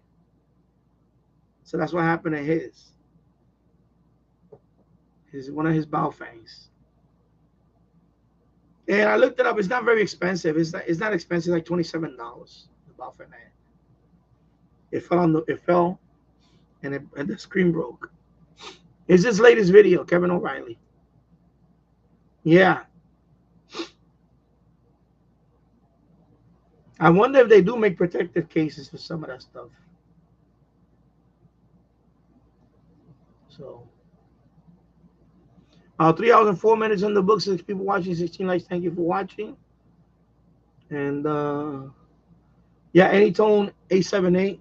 That's the one a lot of people seem to like because it's not. It's basically one of the top. Like for DMR, it's probably the out of it's one of the best ones because it's. I know it has the GPS that you saw. It has GPS, and I think it has a couple other things, but that seems to be the one that a lot of people seem to like. But I'm very satisfied with this one. I'm satisfied with the DR1801 UV. I mean, it does what it does for me. It just gets me on there and I can talk. Doesn't have any other bells and whistles. That's fine. I'm not gonna get the call sign display here. I mean, I do have the hotspot. I can see the call sign there, and also if I have the browser open, I can see who I'm talking to there. So I don't really need it here. Now, when I'm out on the field, my hotspot, it will have to be the hotspot where I can see it. Otherwise, here I can only see the number. I know it's kind of bright. I need to adjust this. I'm gonna lower the brightness on this because it's too bright right now. I think that's what's happening. The camera's not picking this up. And there, it does show you the DMR number. There's a number that shows you the DMR number, but not the call sign. So you can look that up too. Just look if I need to look at it. But again, in my hotspot, I have it. So I know Married to the X's with the G with the mod with the GD, the Open GD77. You can see the call sign on his. I don't have that, so I can't get that driver on any computer to work. That's the issue I have. I know his. He has his on a what's it? Virtual virtual machine. That's how he runs his old version of Windows 10. I guess that's the only way he got his working. So I think right now that OpenGD77, I don't know what I'm gonna do with it. I'm gonna keep it. I'll figure something out to do what to do with it. Right now I'm using the 1801, the DR1801 UV. Let me see. Let me go here. Remember this, I'm not too fussed about GPS unless I want to talk via satellites. Yeah. And yeah, of course, I figure that. As soon as you got that hotspot, bye-bye to the Baofeng setup. Yeah. Exactly. Maybe I'll sell that Baofeng. I'll probably just sell it. The other one. Because I'm not gonna I got my hotspot. I'm happy with the hotspot. So yeah, 705, right? I looked into that. I saw something about it. I thought it was a 706 or 70. I don't know what. I think it was that has D-Star, but it has no ATU for HF band. Is it a 705 or 706? I forgot. It was. I know it was an ICOM ICOM rig that you can do D-Star also. And that's pretty good too. I think it was a 706 if I remember or something. But yeah, yeah. I saw that. Who mentioned that? I think it was Elmer Time, the video that I'm talking about. I'm gonna put the link again to this video. Oh, okay. Okay, yeah. 705. Okay, so the 705 is the modern one. The 706 is the much older version before SDR transceiver. Okay. Okay, good to know. You had the 706. Oh, okay. All right. So that's good. If you get the 705, then something like that. Yeah.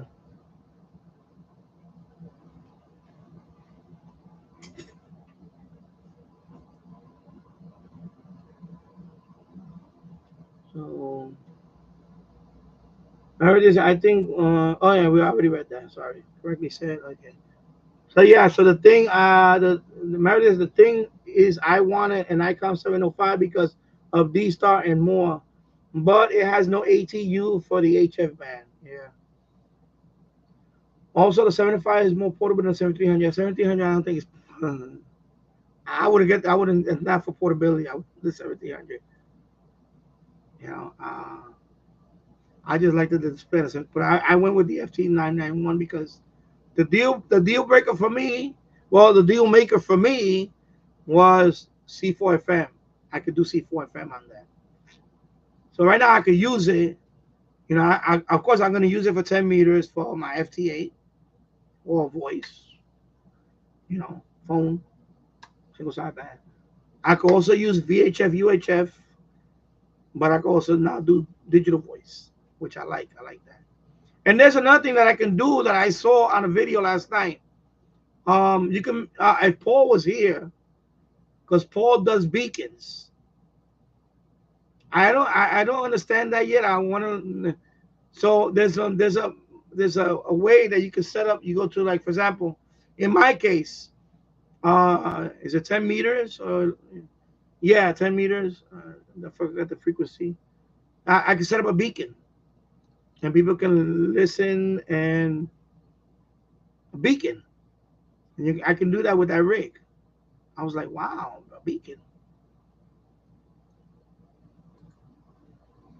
So I know Paul sometimes he mentions that he has a beacon on this frequency. So I'm thinking if it's that. Because I saw a video on it last night. Because now, yeah, beacon.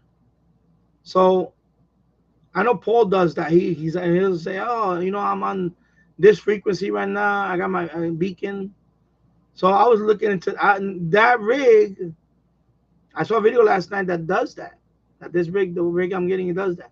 So I'm gonna check that out. I'm gonna see if I can, I'll do a beacon. Then I'll just announce it and say, hey, listen, I'm broke. My beacon is on this frequency, and it's pretty cool. It's like all these things you can do. It's like and I think it shows you if someone heard your beacon. It shows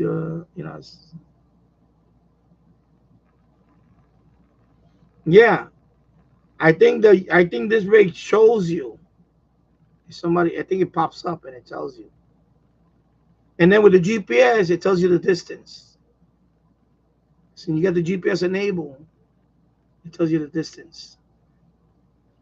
I gotta see. I'm gonna watch that video again. I need to put that one on my watch later list so I can see it again. Because I want to ask Paul about that. He's not on right now, but I need to ask him about beacons. Maybe Paul can make a video on how to set up a beacon. Because I found it interesting that I could do a beacon on 10 meters, and I was like, wow. Yeah, like I said, I'm new to this. Be kind of cool. Not whisper. It's not whisper. It's just something. It says a beacon. I don't. I need to look into that.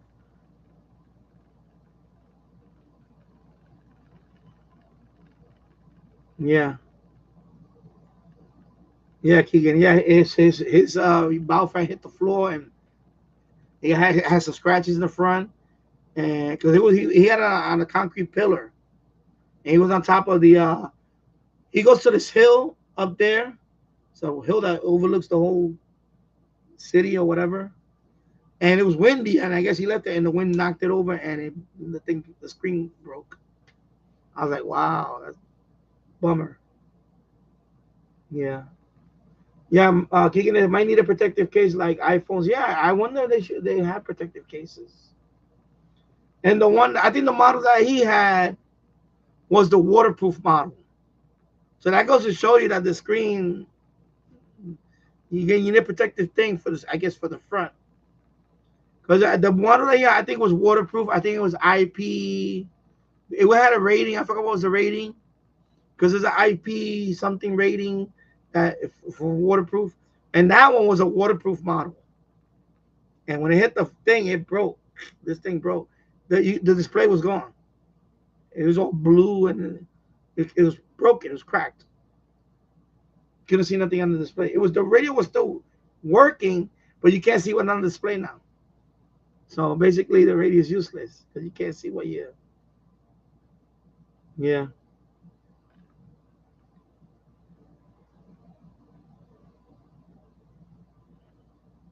If there's a way to design one, I don't know. My idea said there is a protective case for Baofengs on Ali. I'm gonna check it out because that happened to Kevin O'Reilly. I'm like, man, I don't want to drop this and this screen breaks because that's what happened. It fell and the screen broke, and the screen breaks. The radio is useless because you can't see what you know. How are you gonna figure? You know what I mean? So you got to protect the screen. So I if especially if I want to take it out, I gotta be, I'm gonna see if I can get a protective thing for it. Another expense. Yeah. Mario says since I got the MMDVM hotspot, I have never used the second buffering exactly. So I would just either keep it in case the other one ever goes full bar or just gets wrecked or something, or I don't know, or sell it. That one I'm gonna keep it for now, but I may sell it. I don't know. I don't know yet. I don't know yet. No.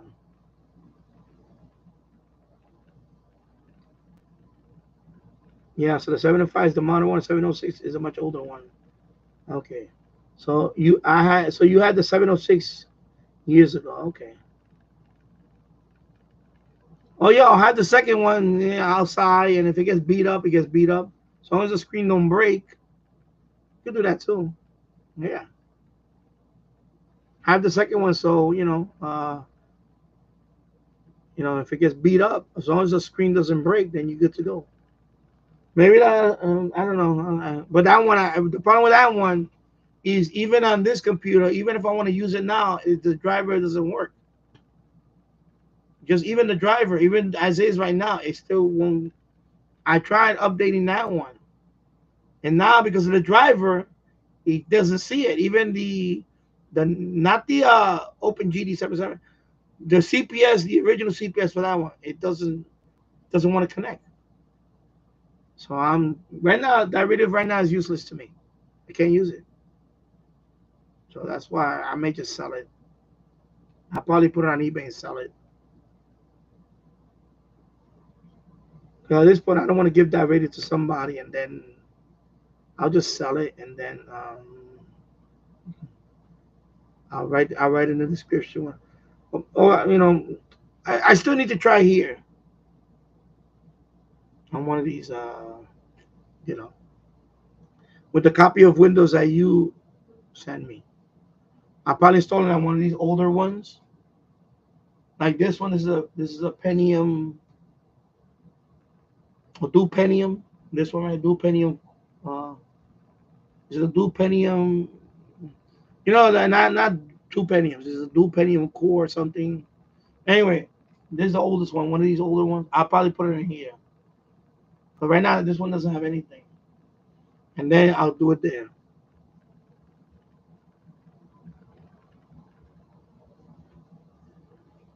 Yeah.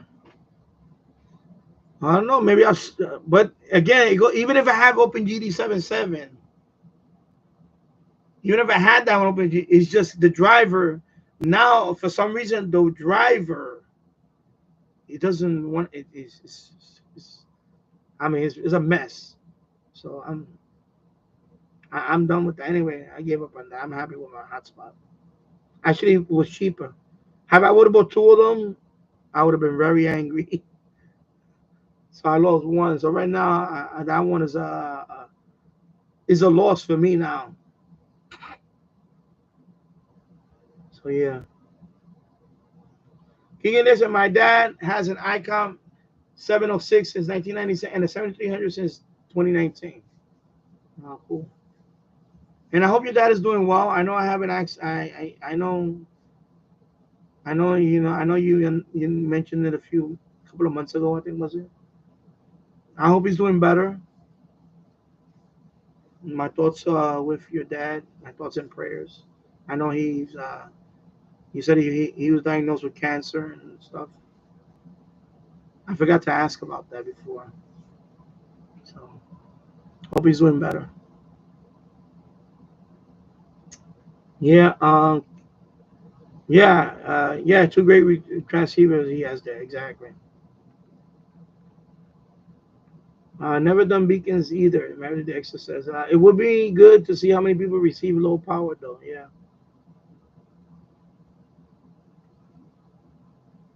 Like the Zygo, I tried to do whisper the other day, but I think I screwed up something with the setting. I was gonna leave it on to do because the antenna, the new antenna, I was gonna test that out. But anyway, I'll try again probably soon. Yeah.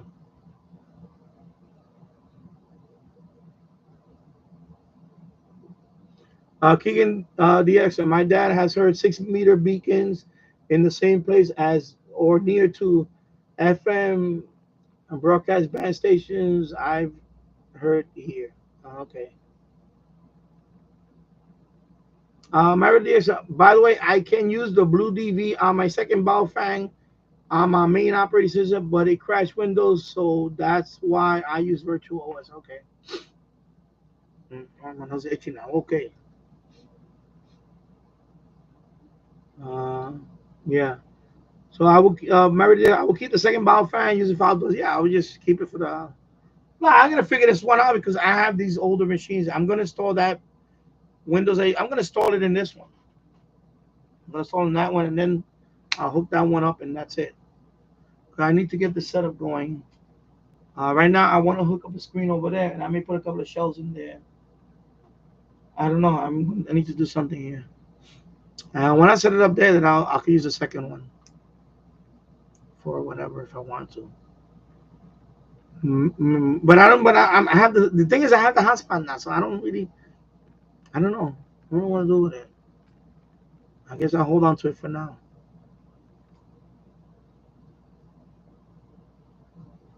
Mary Dick said, "Yeah, it's a shame I don't live near you. Otherwise, I would have installed Open GT77 on your DM7201.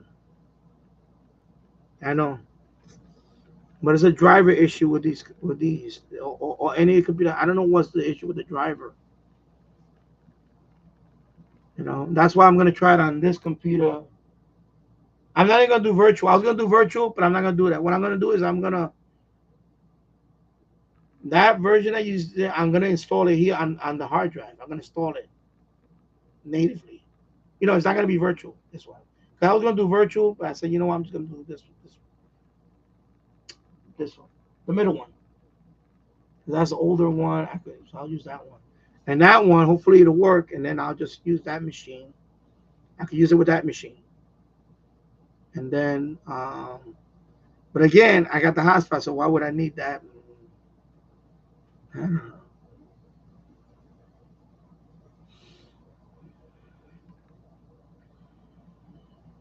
Yeah.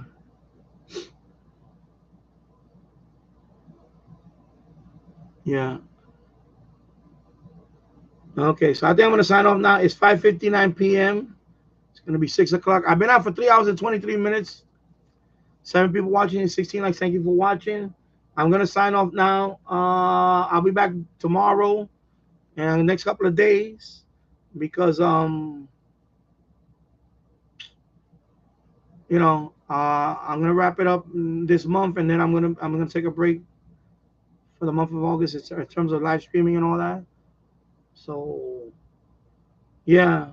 Let me read that one more comment. The thing is, even if you don't have the DM1701 as a hotspot open, yeah, it is. I know. That's why I wanted to have it running because I know that the reason why that I like that software because you can see the call sign. It makes actually it improves the use of that radio. You could download all the contacts. The whole database can be saved on that radio, unlike this one. So that's why I still want to have it up and running for that. Even not for the hotspot mode, but at least for that to make the radio better. Anyway, everybody, thank you for watching. And 73, everybody, good night. And I'll see you back here tomorrow. Thank you for watching. Have a good night. Bye bye.